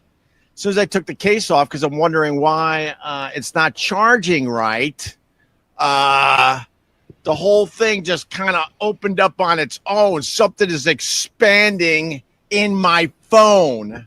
And because You know what makes things expand? I'm going to give you a little Mr. Science lesson here right now. Heat. Mm-hmm. You know, like not having your air conditioning fixed in your house would make things hotter inside there's your house. a correlation, huh? Yeah, this might be a thing where maybe his phone's overheating because That would only be if you're really on a high floor because hot air rises. So that would. yeah, he's up there. He's up Yep, there. okay, Yep, yep. Sure is. because I make a living off my phone, I said to my Holy shit, he said it again. Okay, listen to this. This is incredible. He has to say twice he makes a living off of his phone. This Samsung S21 or whatever he called it. I don't even know what he's talking about. the whole thing just kind of opened up on its own. Something is expanding in my phone. And because I make a living off my phone, I said to my wife and kids, I got to get to an AT&T store pronto. This is interesting because he doesn't make a living off of his phone. So that's a lie. And then he says, I said to my wife and kids. Is that also a lie? Yes. Okay. His kid is not interested. If he actually turned to his kid and said whatever the fuck that was, his kid would tell him to go fuck himself. Yeah. Yeah. I have to go to the phone store to get my phone fixed. Stop If they talking were to me. there, they would be like, please fucking go. Yes. The car's warmed up. It does make me think that none of this is true. The fact that he immediately goes, I make a living from my phone and I talk to my wife and kids. Like, oh, okay. So I walked into an AT&T store around 5 o'clock yesterday afternoon. I need a new phone. How complicated is this? We'll get you out of here within 20 minutes, sir. Okay, that's great. What do you want? I think I want the S25. Why does he do the voice for both people in this conversation? Because everybody involved is stupid, apparently. Yes, it's all dummy voices. He's like, and I walk in there and I'm like, I'm an idiot. They're like, you're stupid. And I'm like, "Grr." And the voice inside my head said, "You're right." Doo-doo-doo. On the airplane, just they also gave me that 20-minute spiel. No, I'm just kidding. We're not going there. We're not talking about airplanes anymore. I'm over it. I'm moving on. See how this Ultra. is totally different? It's totally different. Sir, okay, that's great. What do you want? I think I want the S25 Ultra. All right. Well, what color you want? I want black. Just get it done. You know, not every detail needs to be included. Like, when I was talking about my airport thing, I didn't tell you which restaurant I was at. You know what I mean? That didn't really matter in the grand scheme of things. Was it that All Sammy of a Hagar sudden, place we're that he owned, the little Cabo Wabo Sammy Hagar thing that they have there? Never fucking ask me a question again, Adam. I swear to God. That's fair. Swear to God. I care. Unbelievable that you would do that to me. Unbelievable. They have these taquitos there that are very good. Just sitting there, we're watching the MTV. I would have killed for a Cabo Wabo. Are you kidding me? There was no Cabo Wabo in the B terminal yesterday. When you fly Southwest, that's Just- what happens. Anyway, I know, it's the fucking worst. I need an assistant. I need an assistant to book these things for me. Just get it done. All of a sudden, we're just sitting there. We're watching the MTV classics. A young Snoop Dogg is on the TV. The Salt and Pepper is on the TV. That God-loving salt, or is it that God-loving pepper? Changing the name of What a Man, What a Man, What a Man, What a Man song because she's now into the Lord Jesus Christ. So the song has different meaning. This is the stuff I learned as I sat. And What the fuck is he talking about? What is playing at this AT&T store? MTV Classics. And Salt and Peppa is on there explaining that they found God? Yes. It's not his fault that all of his references are from the 90s. It's all he encounters throughout his day. It's everyone else's fault. It's so weird. and sat in the AT&T store. How long will this be? You got a lot of stuff to transfer over. I don't know. I'll have you out of here in a half hour, 40 minutes. While this transfer happens, I'm going to go take a break. And the lady just leaves the store. So I take a few loops around the AT. Why is that funny? So right now he's transferring data from his old phone to his new phone. And he goes, as the data is being transferred, this lady takes a break. Yeah, you don't need her there. Data's transferring. She's not going to speed it up. What was that? Why is he giggling so much to himself? Because it's a list of these unbelievable things that he has to deal with. His terrible, terrible luck. And every time he gets close to being she's got to take a break. He has no idea. When you think you're an expert on everything and you assume no one knows better, you look so stupid. Yes. Because anyone watching knows more about phones than you, so you sound like you don't know what you're talking about, and we can tell you made it up because there's no way these people did these things like this. So I take a few loops around the AT&T store. I get back. She goes, everything should be there, sir. I go, where's my apps? Where? Oh, that's strange. What do you mean that's strange? And then another person goes, give me your phone. And I said, what are you, my wife?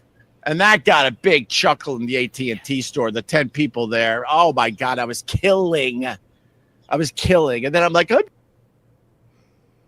He doesn't know what he's going for anymore. There is no AT&T store, is there? Is that the twist that we're going to He find doesn't out? even own a phone. Yeah. Oh, no. This is all. There's no wife. There's no family. Oh, my God. This is so sad. What is going on right now? Eric Nagel just said it, and it's so true. It is all Stuttering John, all of this. And they carried me out, and like 10 people there, and they all laughed at me. And the same. Remember, we did big time people on the phone. I'm a big podcast. I have senators and governors coming on tomorrow. I make my living off this. I'm not like all of you in line. I'm better. And everyone laughed and said, you are better. You shouldn't be here with us, buddy. Wow, that's a good call. Yeah, John had the similar thing with the cable person and going, I have millions of people I need to be talking to right now. I'm like, all right, sir, we'll get you on your way. Just give us a second here. 10 people there. Oh, my God, I was killing. I mean, we see you on your show every day, Opie. You're never killing. You're never getting a laugh out of people. It's just not true. He said a Henny Youngman line from like 1952. Oh, you sound like my wife. And the place went crazy. Killing. And then I'm like, and then I had to say this. I'm just kidding. We have a good relationship where she can check my phone anytime she wants. And then an old guy pipes in and goes, well, that's the sign of a good relationship. None of this happened. No. There was a pirate there. And he had a voice, so he had to come up with a character. The parrot on his shoulder didn't agree, but he said, what the fuck is going on with this story right now? You get scripts where like random strangers comment on the action with like one line and then go back and you have to rewrite it because that's just not what happens. And even if it does, nobody believes it. It's very similar to the chick in Brendan Schaub's story who comes running out and yells, please don't hurt that man. And I hope he's like, and this guy goes, wow, that's an amazing relationship you have with your wife. How long have you been married? And I'm like, don't worry about it. Then the sheriff came in and he said, everyone in the town's dead. I'm like, what about my phone? Well, we're transferring your messages, right? You want your messages? I'm like, yeah, I think I do. Yeah, I think I want my messages. Okay, well, that'll be, you got a lot of messages. Well, this transfer is going to take 20 minutes. Wow, someone's got a lot of friends. Look at that. Wow, and they've never seen so many messages on a phone before. That's how much I'm messaging with real human people. And I'm also AT&T, so I know that they tell the employees to, comment on what you see. Make sure to, on the internet, on the messages, just let them know you're looking. Right. What's this message here? I'll get the rest of my stuff when you're not there at the house. Did my attorney serve you today or not? Are you going to say anything about these funeral arrangements, or are you just going to let it happen? By the way, sir, are you an amateur photographer? Because wow. Take a break, and she leaves the store again. That was the first hour at the AT&T store. And now it's getting closer to 8 o'clock. At this point, 3 or 4 people have checked out my phone, and they're just punching shit. I don't know. Let's try this. Oh, let's just willy-nilly try stuff on my phone. Yes, mental breakdown, Anthony. Yes, you bitch. You're out of here. Let's get rid of this guy. I've been watching him. He's done. Goodbye, Anthony. Guy comes in here every day. Pick. Gee, I wonder why that happens. Can anyone fathom a guess as to why someone would go in there and fuck with Opie in the chat until they get kicked out? Oh, because he reacts to it. Yeah. He acknowledges it. It bothers him. Yeah. He reacts to it. Huh. I can't imagine what his kids must do to torment him. You know what I mean? Because he just reacts to every fucking thing. It's been so long since you've seen him, he wouldn't know. But it must have felt real good to say, "Goodbye, Anthony. You pick at me. Goodbye, Anthony." Yep. That must have been therapeutic for you. The way he says the name Anthony, I was even like, was he talking to? Oh, okay, just a guy. Okay. Yeah. So,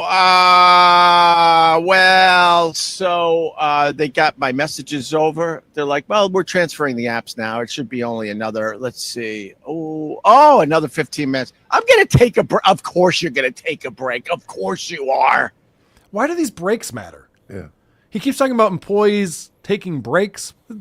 Data's transferring. Doesn't matter. Gives a shit. He's a victim, and he's trying to turn the story of the most exciting thing that happened to him all week, which was he waited in a long line, he had his data transferred over to a new phone, and they handed it back to him. And he's turning that into comedy gold, his life's work. Yeah.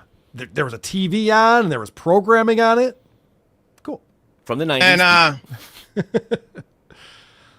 And then all of a sudden, the employees, started fighting, because then the one lady goes, could you help him?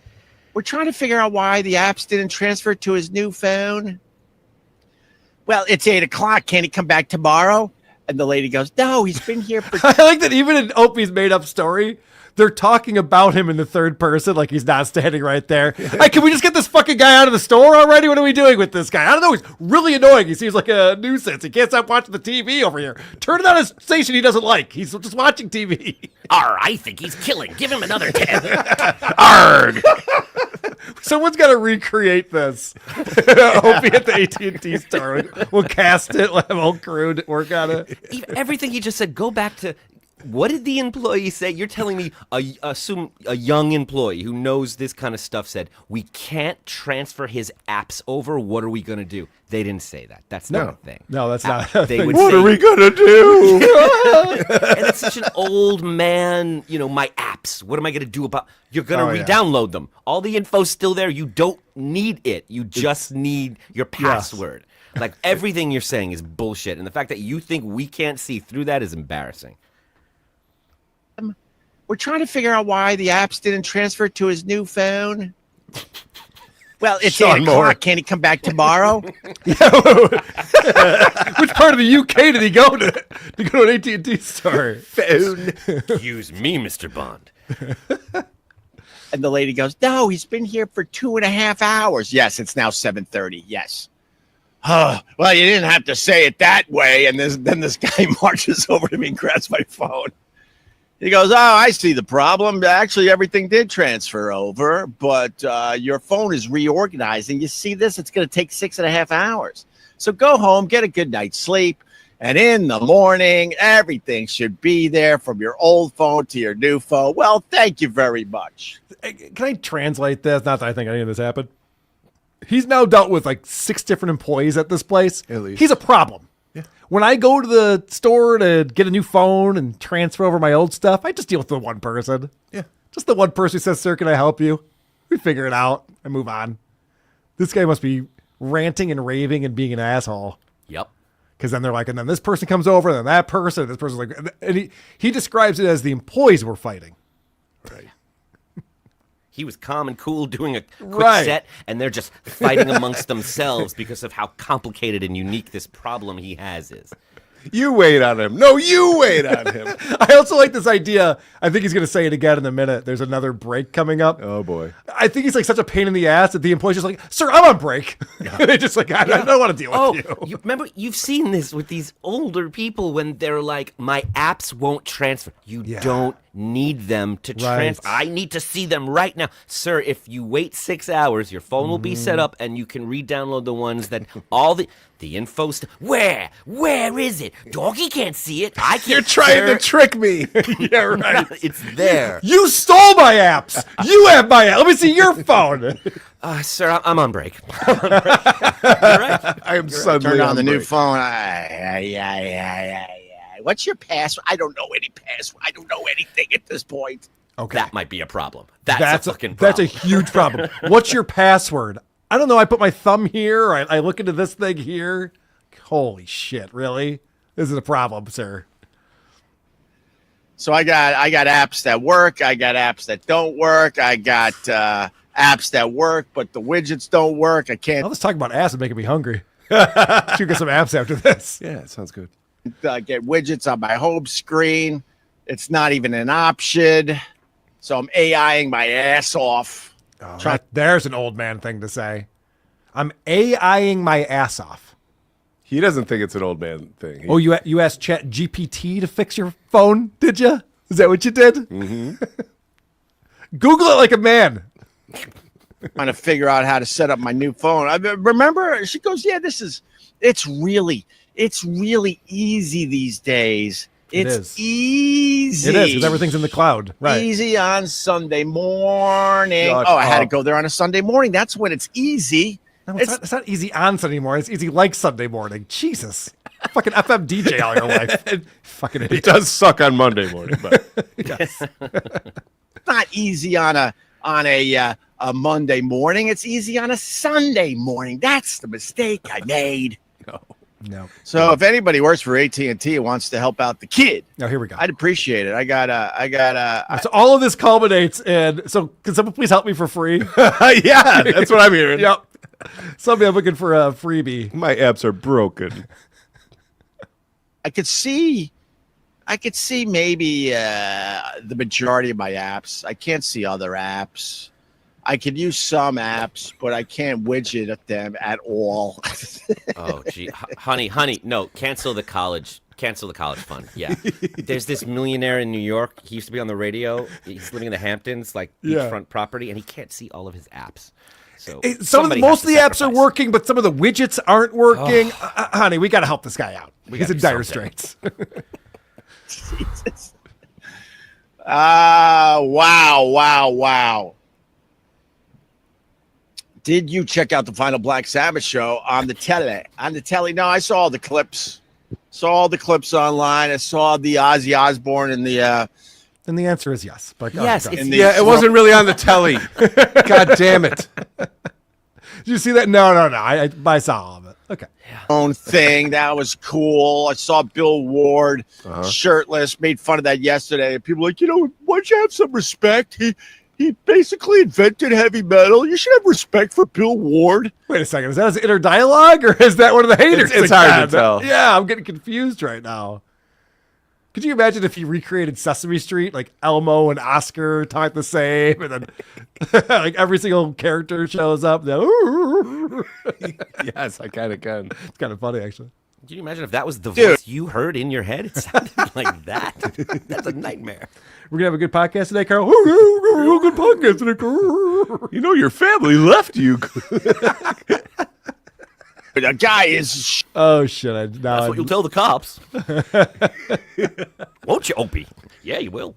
Oh, man. This happens to me like, I got to switch over to a new system. This happens to me once an episode, it seems like. I did get the gist of that, but. Oh, no. There's more gist. There's a little more gist to get on this one. Shirtless. Oh, my God. I mean, there are guys, there are guys I hang out with that are shirtless. No, but I mean, when you're in a beach atmosphere, you see a lot of people shirtless. And even if they have youth on their side, you're like pointing and laughing at them because they're shirtless. So, of course, I'm going to make fun. He's pointing at guys on the beach for not having a shirt on. Probably the phone because it's Samsung. Look at that buff guy on an 85-degree day with no shirt on. What an idiot. Bill Ward as an older gentleman looking like an alien with his shirt off. Of course, they're going to make fun of that. Have a little respect. He has a better career than you. Okay. No. That is the troll voice coming out in full effect right there. Oh, boy. They're all going to laugh at you. Yeah. Whoa. He has a better career than you. Oh, that's interesting. They're all going to laugh at you, that Adam Sandler skit. That was his mom, right? In that skit, who was like giving him all this self-doubt. Mm-hmm. Or was that an inner dialogue? I'm trying to remember now. I honestly don't remember. I haven't listened to that CD in a long Either time. way, the point is he turned what was a diss into a positive. He rolled with it, right? Ran with it. That's the reason why I say that is because Opie's mom suffered from mental illness, and now I'm wondering if this is Opie's mom's voice in his head that's going, "Your career is over." It's like, oh boy, what is going on right now? Who are we arguing with? Opie's mom was a dog. She's reincarnated as doggy. That's why he loves him so much. Jesus. But I saw the Ozzy thing. It was, I saw the clips online. All right, It good. was kind of sad to see Ozzy like that, to be completely honest with you. But you got to be completely honest with you. All right. No one felt that but you. That was really, you're saying it, buddy. Let me fast forward a little bit. This is really the most important part of this clip. Oh my God, John Quartz with the $5 cups and string data transfer. I'm going on break. Thank you, John Quartz. $4.99. Follow John Quartz' lead and everyone give a $5 today. I would greatly appreciate it. Oh, wow. He's turning into Aaron Ibholt right before our eyes now. Yeah. Wouldn't it be funny if everyone gave me $5? We're rallying. Right We're now. rallying. Don't wait for John Quartz next time. Go ahead. You can start the rally. I can't tell if it's working. Can you just test it? Just make sure it's Yeah, working. I'm not even sure if Super Chat's working right now. Help me out. Thank you very much. I had to go for the extra data on my new phone. So you guys pay for that. Give me $5, you bitch. Wow. And with that, we bring Ron the waiter on. Can't think of a better intro. Holy shit. Opie's begging for money now because he had to pay for extra data. So now we have to give him $5 at a time to help figure that out. There's a reason people don't busk on the street in like tuxedos and top hats with monocles, because it looks like you don't need the money. Opie, you can't beg for $5 in front of a Hamptons beachside view like that while talking to Ron, who doesn't have a mattress. Right. Opie is the guy who'd be walking around to his neighbor's recycle bins and taking out the depositable bottles on them. Like, why are there homeless people in our neighborhood? Oh, no, he owns the place right there. What? Yeah. That's not good. All right, so let's fast forward to this morning's stream because he has a new friend I want to introduce you to. And starts off. Well, there we are. Good morning, everybody. Welcome. All is welcome. I don't give a crap. Who checks these things out. All is welcome. Just don't be a spammy a-hole, all right? We're way out east on Long Island. So he starts off by explaining who's allowed to watch his stream, that's a little different. It's a little different, not the typical script. He's usually blocking people, so he says, anyone's allowed to watch. Okay, that's good to know. Except for the following. Well, right. You know who you are. But let's get into the weather report, because that's what Opie's best at. We survived some crazy-ass thunderstorms last night. The surf was wild. The wind was wild. The thunder and lightning was wild. Yeah, tell me about it. I was on a fucking airplane staring anyway. Not the point. And I think it took out one of my cameras because I'm on a backup camera right now. Oh my God. It gives me a little, I don't know. It's kind of a nice filter for the kid. I like. You know what's funny, Adam? You brought this up when we were watching Opie yesterday and there's actually some lighting on his face and you could see him and you're like, he doesn't look that bad. No, he looked cool. He looks terrible. Yep. Now he's got like low res and bad lighting and he looks like Jackie the Joke Man. He does. Who's like 30 years older than him. I just want to point ghost out. of Jackie the Joke Man Yes. comes to haunt Anthony. It's like it's amateur. People, when they start singing on microphones, when they're nervous about the note, they back up thinking that makes it sound better because you can hear less of it. He's embarrassed about how he looks, so he thinks if you see less of it, he'll look better. No, you just have to own it. We have to see you. That's it. Look, all of this. Even Adam and I turn lights on in front of our faces. You got to own it. Yeah, and I'm not proud of it, but you got to see it. It's better than the opposite. This actually, but here we are. Good morning, Nick. All right. Yeah. Good morning, Nick. So Opie then talks about, he talks about the weather a lot. He's very excited about the weather. And there was a thunderstorm the day before. So of course he's going to tell us about how cool that was. Ooh, the damn storms last night. I love a good summer thunderstorm, man. It keeps. You don't say, Opie. It's all you talk about is the weather. I would imagine you're very excited when weather events happen near you. I love a good summer thunderstorm, man. It keeps everybody honest, right? What does that mean? It keeps everybody honest. What? I was going to lie to you The guys, dog but then I saw the weather and I realized, fuck that, I got to complain. Well, what Opie's going to do now is explain something to you you've never heard before. This is a pretty hot take. I like it, that's for sure. Oh, my God. Oh, my goodness. To a dog, a thunderstorm is what? It's a monster. It's a monster in the sky. But dogs don't like storms, and airline food's not great. I don't know if you guys have seen what's going on there. Holy shit! So he brings on his buddy Andy, and him and Andy have really good chemistry right out of the bat. What's up, Andy? What's going on? How's everything? How's the mic sound? Can you hear me?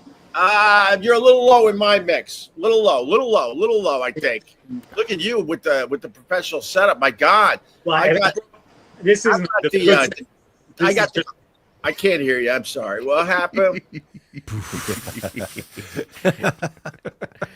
First of all, your friend's mic isn't on, period. And it's just offensive how John's the same way. They just, any chance to big time anyone about anything, they're just going to jump on. Oh, no, can't hear you, Mike. You're a real fuck up with the sound. You're going to have to make that work for me. Yep.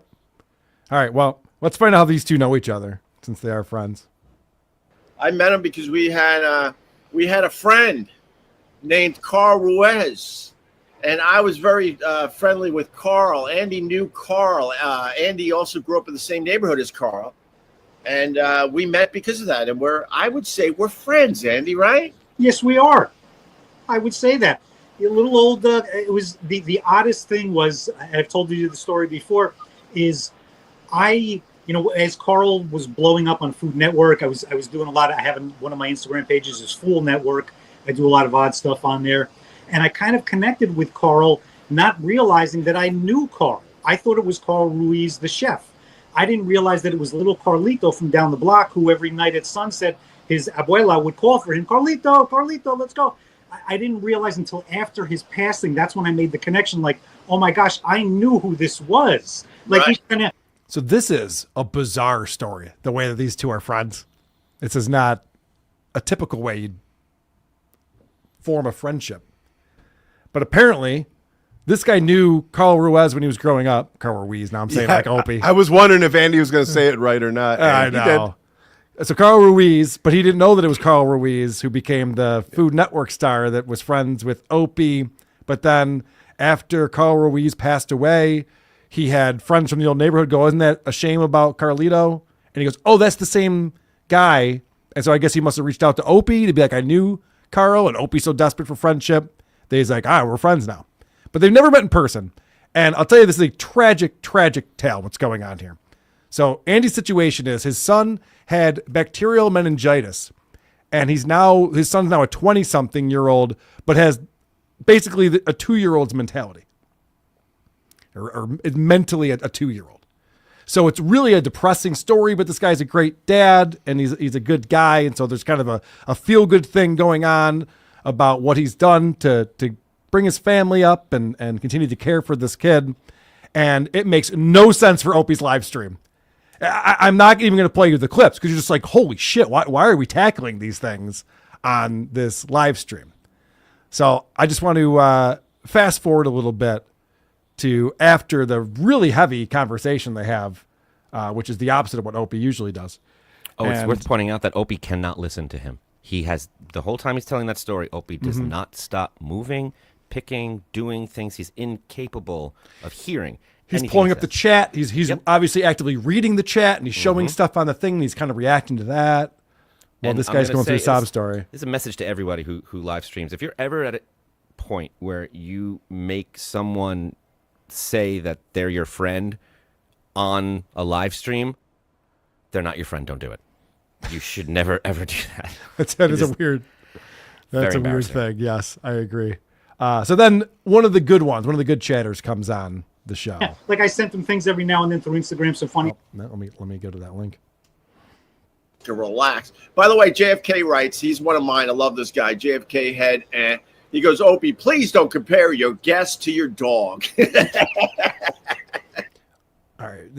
If you want to know how much it costs to get Opie to laugh at your joke, it's $2 is the answer. $2. He's censoring Head Chunk. Yeah. He just goes, it's one of the good guys in the chat here. JFK Head. You can't say Head Chunk? Is that a new thing that you're worried about? I know he doesn't like to say the F word, but Head Chunk? Carl, he said everybody's welcome. Everyone's welcome. There's no true. judgment here. That's true. Yeah, we don't want to offend people who are still upset about JFK. What happened? Didn't get the memo yet. Well, maybe they're afraid of offending Kick Kennedy. This is fun because Opie's trying to pretend that he cares about this guy and that he cares about what he's going through and his family. And he's a really bad actor because he stumbles as he tries to pretend that he actually has human emotion for this man. I like I said, I swear to you, I look up to you. I think about you often. We try to get together, but it's almost impossible. But we will. I'll come and see you. You know. Well, yeah, I would hope so. This guy's got a, son that he has to deal with on a daily basis. Nobody's like, why don't you ever come over? I don't understand. What's your problem? And did you see how Opie's just like, I swear, man, I look up to you, and we'll get together in real life someday. I mean, it's gonna definitely happen. I'm looking forward to it. I gotta swing by Ron's and drop off his mattress. So if you're on the way, we could maybe all meet up. Since there's no way you can get out of the house. I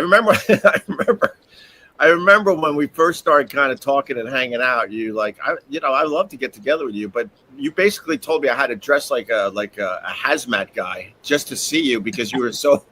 I'm laughing because, like you, I'm trying to find the humor in some of this stuff. He's like, "Oh, I would really like to meet you, and we could go out and eat or whatever." But you really got to make sure that he's treating this guy like a Make-A-Wish.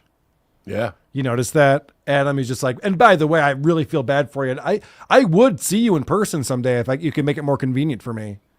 And what was he saying about the hazmat suit? Is he saying his son's sick, or there's like you gotta wear a mask, or what's he saying? Yeah, he's saying that so this guy Andy can't bring germs into the house because it could be very detrimental to his son. So I feel like everyone's not taking in how difficult that would be for Opie to deal with. He's the victim here, and you're all being really insensitive. All right, fair enough. I'm going to leave you with this. We have some huge news in Opie's world. I'm very excited to say there's a big announcement going on for the Opster. I decided to start a third podcast. Yes! Finally! I'm like, Opie, why are we only doing 2 podcasts? You have so much talent. Let's find out what this third podcast is going to be. Cooking show. It's going to be called Finally, Opie tethered. I decided to start a third podcast. It's going to be called Opie and Carl. And the reason for this, our dear friend Carl Ruiz, who's no longer with us, I started this podcast with him a million years ago at this point. So another rerun show. Yeah. He does the Opie Funny AF, which is all rerun stuff. He does that thing where it's like the best moments of my radio career, which is all the afternoon Quick stuff. hits. Yeah. The quick hits is what he rebranded to Opie Funny AF. Oh, okay. So the kids would like it. Like, that's how we talk. Funny AF. And now his new idea for a third podcast is to put out his old podcast all over again. This is crazy. But just calling it Opie and Carl means that somewhere Ronnie is stuck in a basement going, what the fuck? Yes. I have to be on Opie Radio, but your co-host is Carl, who's dead? People really, really enjoy those early episodes, but Apple Podcast, they're deleting the episodes because they're only allowing a certain amount of episodes. And I put up a podcast every day. So the early episodes with Carl Ruiz are going away. And people are like, no, I like going back and listening to those things. This is not cool. Now, obviously, they're available on all the other podcast platforms. Unbelievable. This fucking grifter. He's like, I have to do this. My hands are tied. Everyone wants to hear these podcasts. They're readily available. Anyone could get them if they wanted to. But not everyone can download the apps. It's tough. You got to go to the store. You got to have them transfer it. It's crazy. So he does get his hater voice in one last time as he realizes that trying to profit off of Carl Ruiz still in 2025 is pretty crazy to do. And people are like, let Carl rest in peace. Shut up. Just like Carl rest in kids peace. And his loved ones are all like, just let him rest in peace already, Opie. It's enough. He's still selling the Carl Ruiz merchandise at his merch store. He's still got the hashtag Ruizing and Pinkies Out and all the stuff that he used to do. He just can't stop trying to make some money off Carl Ruiz. Because he makes a living off of his phone. I don't know if you heard him say that before. I got this cease and desist from his estate or whatever. I don't know. All right. Shut up. We got a 2 minutes with Tom with the Who Are These Podcast Review Girls coming up in just one moment. You can still go to supertip.gg/WATP like AO1012 did. Have I lost my mind? Can I sree or am I brine? Uh-oh, now we have Asian Opie. He was doing that himself. He doesn't even need to do that on the app. $5. Hi, Carl. Opie's wife doesn't work. He makes about $100 a month from YouTube. He's broke, very broke. Only money going out. Yes. This is a fact, Jack. Jay Woodard, $5. I love when you guys just do it. You just do it like nobody else ever could. Producer Chris rules. FKB. Bye, Brennan. JC coming in here and gifting some memberships. Thank you very much. Gifting 5 Who Are These Podcasts memberships. And then JC said, you know what? 5 memberships is great. But you know what's even better than that? 20 gifted memberships. Thank you, JC. If you got a membership, I'll just let you know. You go over to the members tab on our YouTube page, and all the back catalog of bonus shows are there, and you'll also see the new shows showing up. We post it on there, and you can watch them at your leisure. Name taken, $10. I bet Opie's AT&T store story was spat out of ChatGPT after he asked it to give him a funny story about my phone dying and needing to get a new one. Very corny, unoriginal, and on brand for ChatGPT. Interesting. It really felt like that. It really He did say he was AIing the hell out of it. Mm-hmm. While waiting in line and nothing was happening, and I'm telling stand up, and then they carried me out like Rudy, and then they... Yeah, I could see ChatGPT being like, what if Snoop Dogg's on the TV? You're like, yeah, all right, that's cool. That's good. He seems to like 90s references. It's adaptive. Right, yeah. On the back of the toe, $5. I was in an elevator with Miss Theron once in Santa Monica, and I asked her if she F's on the first date. It went just like it did on that podcast. Skål! Is that a true story? Did that really happen? There are no elevators in California. No elevators. That's right. I forgot. Kevin Brennan told me that. There's no elevators. That's how you could tell. In California. Good point. All right. And with that, I want to welcome onto the show Review Girl Annie. What's up, Annie? Oh, hello. Oh, hello. Oh, hello. We also have Review Girl Megan coming back to the show after a week off. What's up, Megan? You are muted. Sup, guys? I can read lips, though. I think I know what you just said. Fudge. Welcome to the show, Megan, who's having some issues with her internet, but was able to pull it off. Yeah, and it join was us. it was the plug on the modem because Someone there's always someone something unplugged fun your happening modem. here. Is someone trying to sabotage your appearances on WATP? Probably. Yeah, it sounds like that. It's weird that it would get unplugged right before you're supposed to come on. This is great. You done any traveling recently, Megan? Any flights? Any trips? No, I haven't. Also, Cardiff is here with us as well. What's up, Cardiff? Oh, hello. Hello. Stealing the old Anthony Cumia stuck in the airport stories, huh, Carl? Oh, yeah. Yesterday was so fucking annoying, Cardiff, all right? It wasn't on the show proper. Anyone who's listening to the show doesn't know what kind of day I had. Fuck yeah, but now they're Carl, what doesn't annoy you? All right. We got 2 minutes with Tom. The show we thought would end, but it can never end. It never, ever ends. It's time for everyone's favorite new game show. 2 minutes with Tom. What do you say, ladies and gentlemen? And Adam Busch, are you ready to find the bomb? Playing 2 minutes with Tom. But I'm from a magical place called Maryland, and like everywhere else, we recently had our midterm elections, and I'm excited about what we did in Maryland because this past November we legalized weed. Weed is going to be legal in Maryland, and I'm happy about that because. What did Tom say next? Here are your choices. Number 1, my Dorito stock is going to go through the roof. Whoosh. B, now everyone can be lazy with the fullest support of the state legislature. Next, That means the competition will drive down the price of heroin. 4. Every new dispensary will be a money-making opportunity for Girl Guides selling cookies. And lastly, now all the pimps can stop selling drugs and focus on human trafficking. 2 minutes. It's too funny. That would be way too funny for Tom. All right. As you guys know, I normally go first, but I know the answer to this one. I remember this joke, so I'm not going to give it away. I'm going to go to Adam Busch. What do you think it is? Well, it's also not fair because I have gotten to know Tom really intimately, and I know that he has a dark struggle with substance abuse. He's lived When it. he was on here with these broadcasters, the first thing he brings up is what an alcoholic he was. So what is it, Doritos or Girl Guide cookies? It's like his new thing. So he knows intimately that weed leads right to heroin. Like, that's what happens. Yep. You smoke weed, you're on to heroin. So I'm going to go with next. The competition will drive down the price of heroin. Very good. What do you think, Annie? B. I think it's B. Everyone can be lazy with the full support of the state legislator. That is wordy enough to be a punchline. Just about. Yeah. From Tom. Megan, what do you think? Oh, man.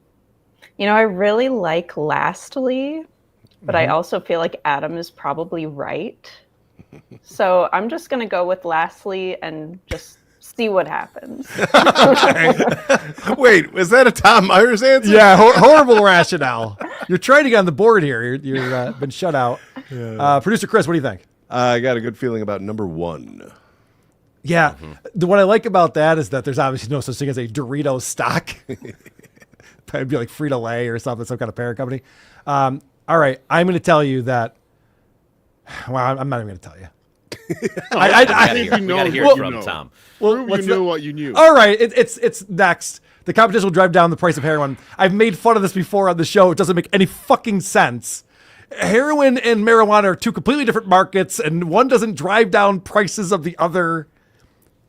Anyway. You have no business talking about parenting, talking about drug abuse. You haven't been in the gutter like Tom has. You don't know what it's like to peel your face off a bed mattress. And he doesn't understand drugs. He doesn't understand the free market. He doesn't understand anything. And when you were talking about how it's a gateway drug, that's not even the point of this joke. like your reasoning for picking this doesn't even make sense, but whatever. You got it right. So you got to get inside the mind of a junkie, Carl. You don't know. You don't know. Tom and I have lived it together. With Tom. And Megan just snatched a loss out of the jaws of victory with this one. This past November, we legalized weed. Weed is going to be legal in Maryland, and I'm happy about that because that means the competition will drive down the price of heroin. The heroin problem's so bad down there. Again, it doesn't work because no one's sitting there going, I bet this guy's like really into hard drugs. You know, like his attempts at being a personality never work out. Down the price of heroin. So bad. The heroin problem's so bad down there that, like the Santa Claus on the fire trucks in some neighborhoods, they don't hand out candy canes. They hand out methadone. So that's. But our gas is cheaper down there, so 6 of one, half a dozen of the other. I thought I was going to say needles. Methadones. I was going to use that for the game. I forgot that. I didn't know the tag. I didn't know. I thought the other was the first. No, you did. You did well, Cardiff. I know my Tom Meyer sometimes. Where was the whoosh? There was no whoosh. It's a very depressing place. This episode has been brought to you by patreon.com/Cardiff Electric and Cardiff Electric's new YouTube channel. Subscribe today at Cardiff Elect. Or don't. I'm Cardiff Electric, your friend till the end. Sit, Eugene, sit. Good dog.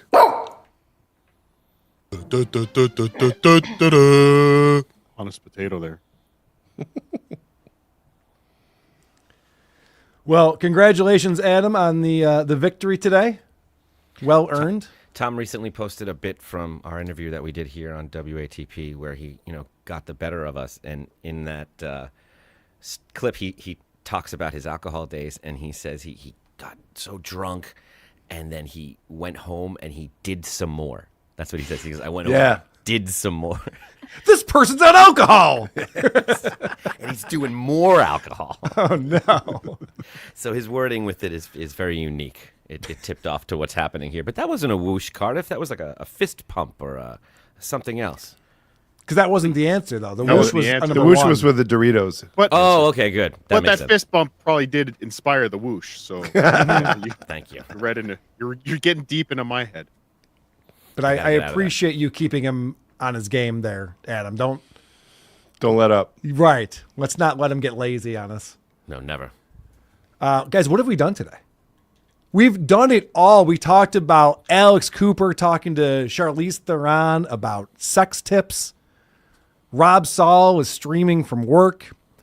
Brendan Schaub might actually get out of this lawsuit because he's too stupid to actually go through and sign the paperwork that he's supposed to sign. Two Bears, One Cave is going to replace themselves with better comics. See how that works out. Opie has a new phone and a new friend. You know what that means? It's time for everyone's favorite part of the show. The teaser. Next week's teaser. The teaser. The teaser. This is the part of the show we play a clip from the podcast that we'll be reviewing on the next episode, which will be this Saturday. If you're watching live, you're on our Patreon or YouTube, 2 p.m. Eastern on Saturday. And this is the show we will be checking in on. Clip. Just because I didn't react to his stupid video, he had to make up that I did and put a video of me smoking weed over his stupid video to get attention. All right, let me explain what we're looking at right now because I'm very excited to talk about this. I watched Blind Mike do a episode with Lucy Tightbox last night, and they're talking about these 3 or 4 streamers that are getting sued by Ethan Klein for playing his video Content Nuke, Hassan Piker. And they purposely played it to take views away from Ethan, and Ethan is suing them for doing that, for copyright infringement. And Casey Tron right here is the dumbest of them all, because Casey Tron was talking about how don't watch his show, watch my show. I'm playing the whole thing. She wasn't talking during it. She was smoking weed. She was using the bathroom. She was eating snacks. Very much not transformative. And so her excuse here, which I couldn't believe, is she's pretending that the video was doctored to make it look like she was replaying Ethan Klein's video and that she wasn't actually doing that. Clip.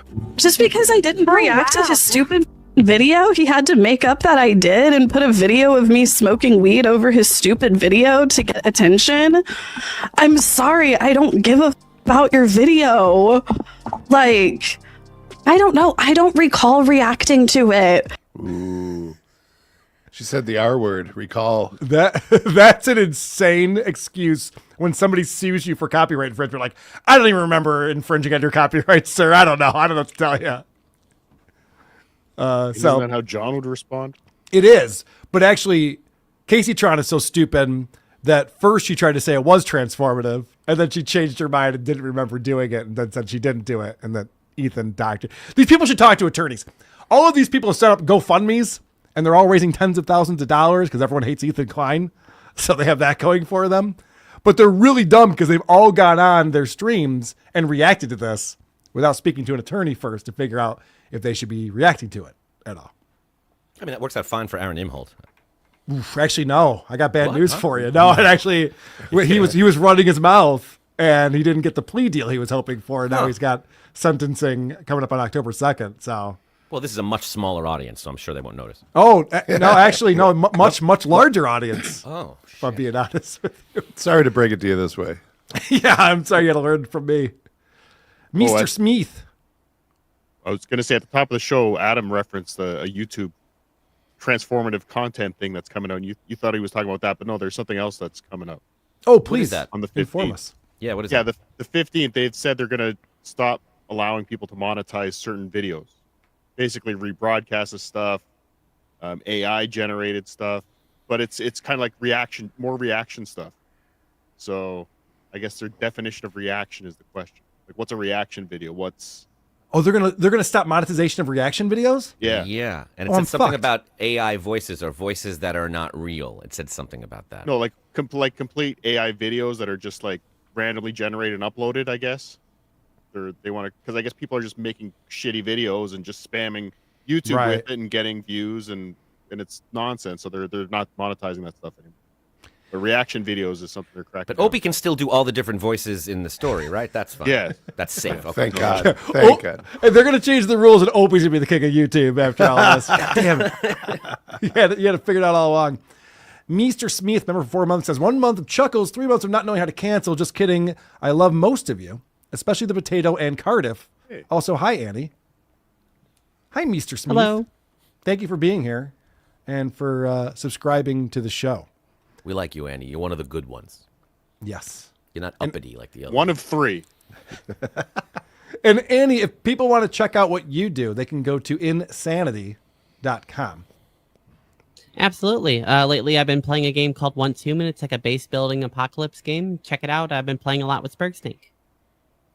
And that is insanneity.com. I should probably point that out since it's not spelled the way Thank you you very think it much. would be. Of course. All right. Do we have any new reviews by any chance? We have one long review, and I figured, if Megan wants to read it, she can. All right. She's a much better reader than me. I hope you guys try. coordinated this ahead of time. All right, this one is called These Guys Are Spot On. Okay.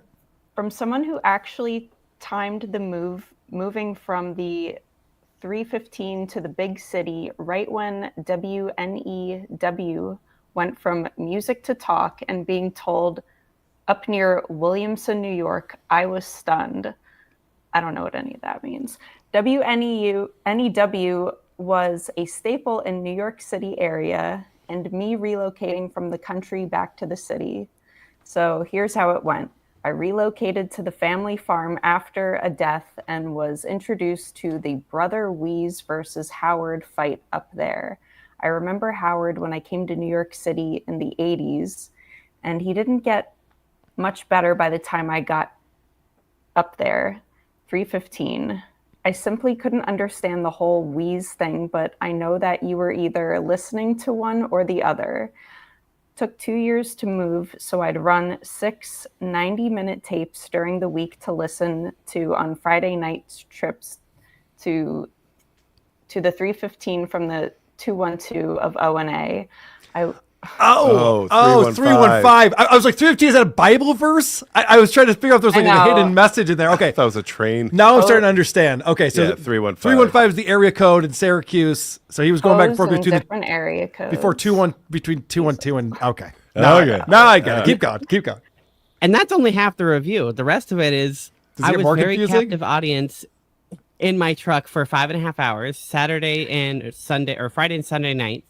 I kept the house during these years of them trying to get Weeze down in WNEW, so I had a front seat for the entire thing. And when it blew up, Ron and Fez were left dangling for the other NYC hosts were totally screwed.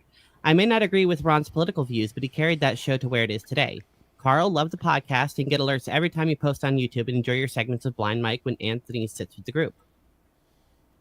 All right. Well, thank you for your review. I would hope that person also will hit the 5-star after they left all that. Yeah, after they left us their life story, they left a 5-star review. Very good. Thank you. Well, that's fascinating. Give us 5 stars and shit on us in the comments section. I say this every episode. Don't forget to make it confusing for us, so we don't know. And other people who check out our show and check out the reviews go, this doesn't make any sense. Everyone seems to hate these people. It's kind of what we were going for since the beginning. All right, we have some voicemails, and then we'll get out of here.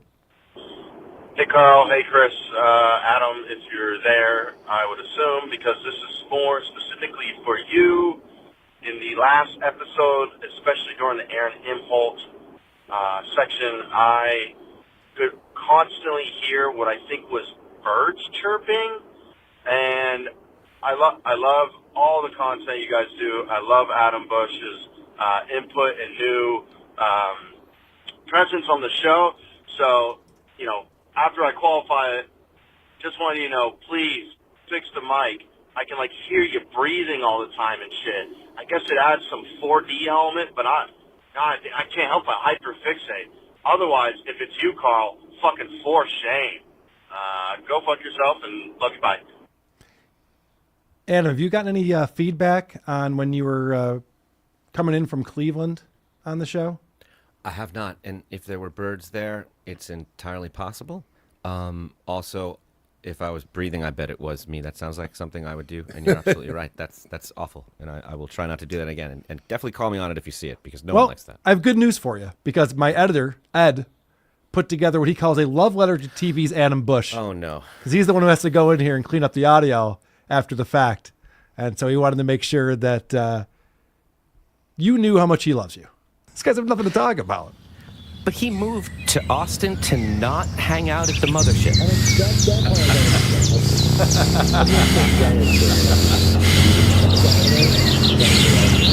But he's not like a performer. Like he can't hide his mood. So when he's cranky or feels bitter, that's all you see. He doesn't even know how to try to hide it. He's just, as he says, a storyteller. So you're telling me it's not that I'm like super perspective on these things, but it's just like pretty obvious to everyone. Pretty obvious to everyone. All right. Well, he did a good job cleaning that up. I didn't realize it sounded that muddled when we went live last time. I just feel like one day I could be in a legal battle where it all hinges upon something that this editor has on me. So I'm just going to be nice to them and say that was wonderful work. It's all my fault, and I promise not to do it again.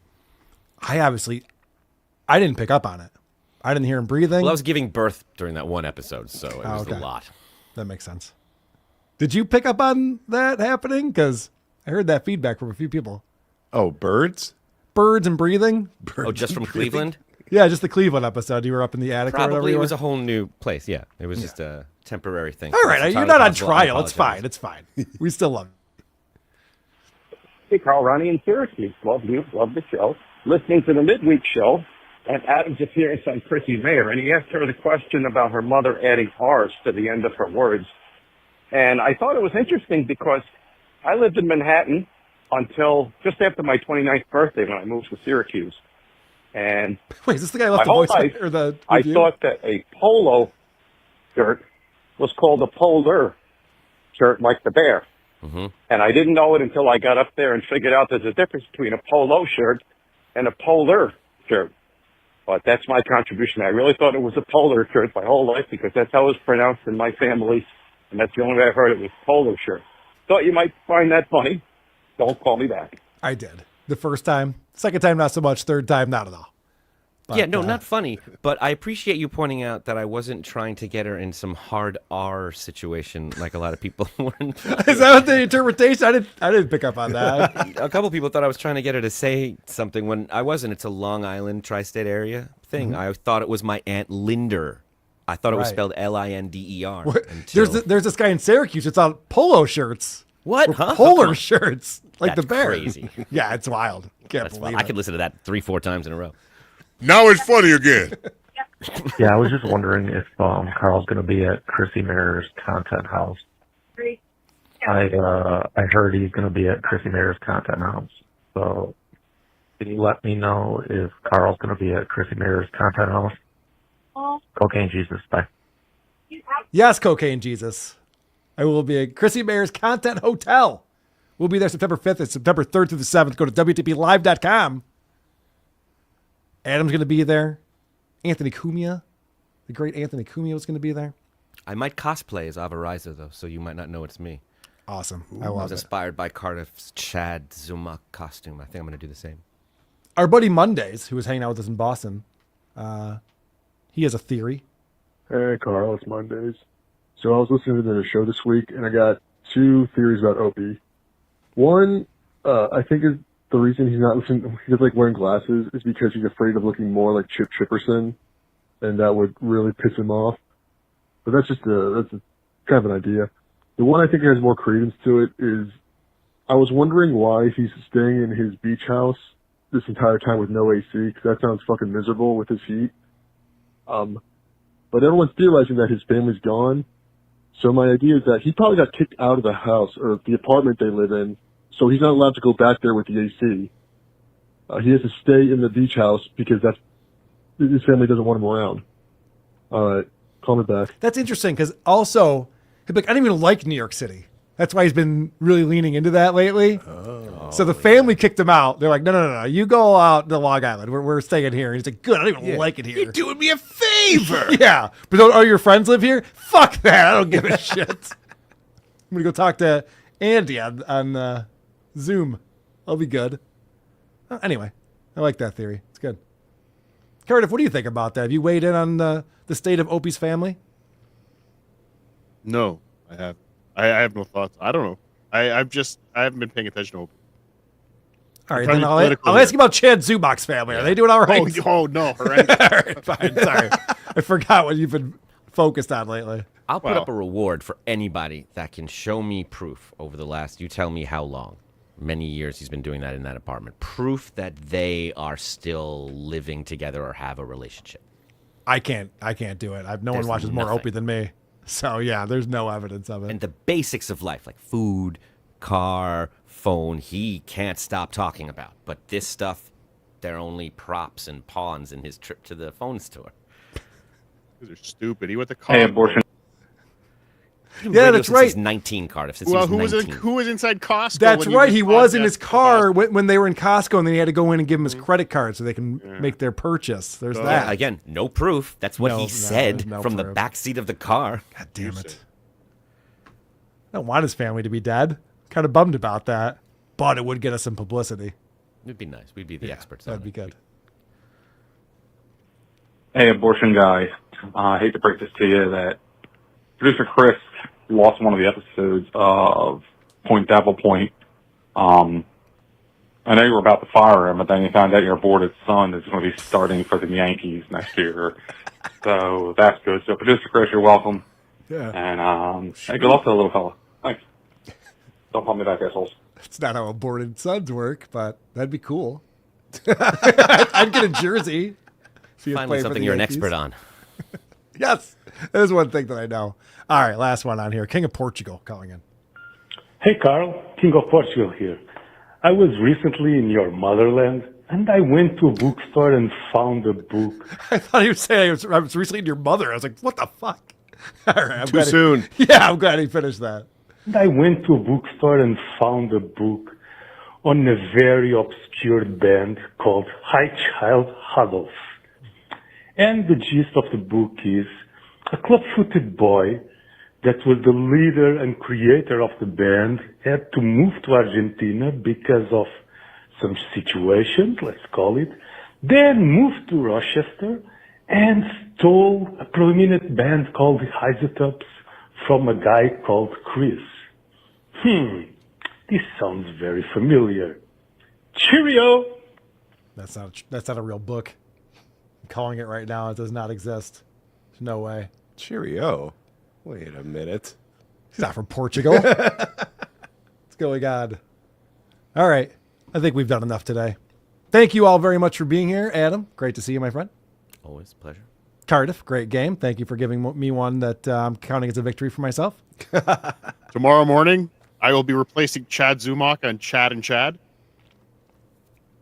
Oh, you're going to do a show with Clearwater Chad? Yeah, just a stick at the Chad Zumock. I'm sure I'll be very upset about that. Who doesn't Clearwater Chad do shows with? Me. You, apparently. Yeah. We've kicked him off here. He's permanently banned from WATP. Megan, thanks for swinging by. Anytime. I'm sorry that was such a confusing review. Jenna Reed, Annie, That's great okay. to see you.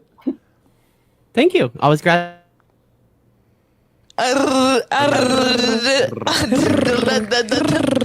bye. Man, that was a good episode. That was a good episode. I enjoyed that. Nobody cares. Nobody cares. Oh. They moved out my stuff. I'm trying to find Opie's. Say, oh, there it is. I gotta go. Bye. I gotta go. I gotta go. I gotta go. I gotta go. I'm an asshole. No shit.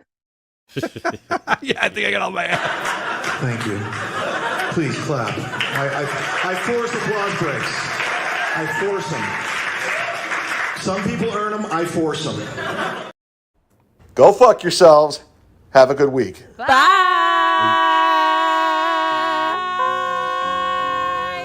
A plane has hit I rewatch iCarly. Fuck his mom. Boom.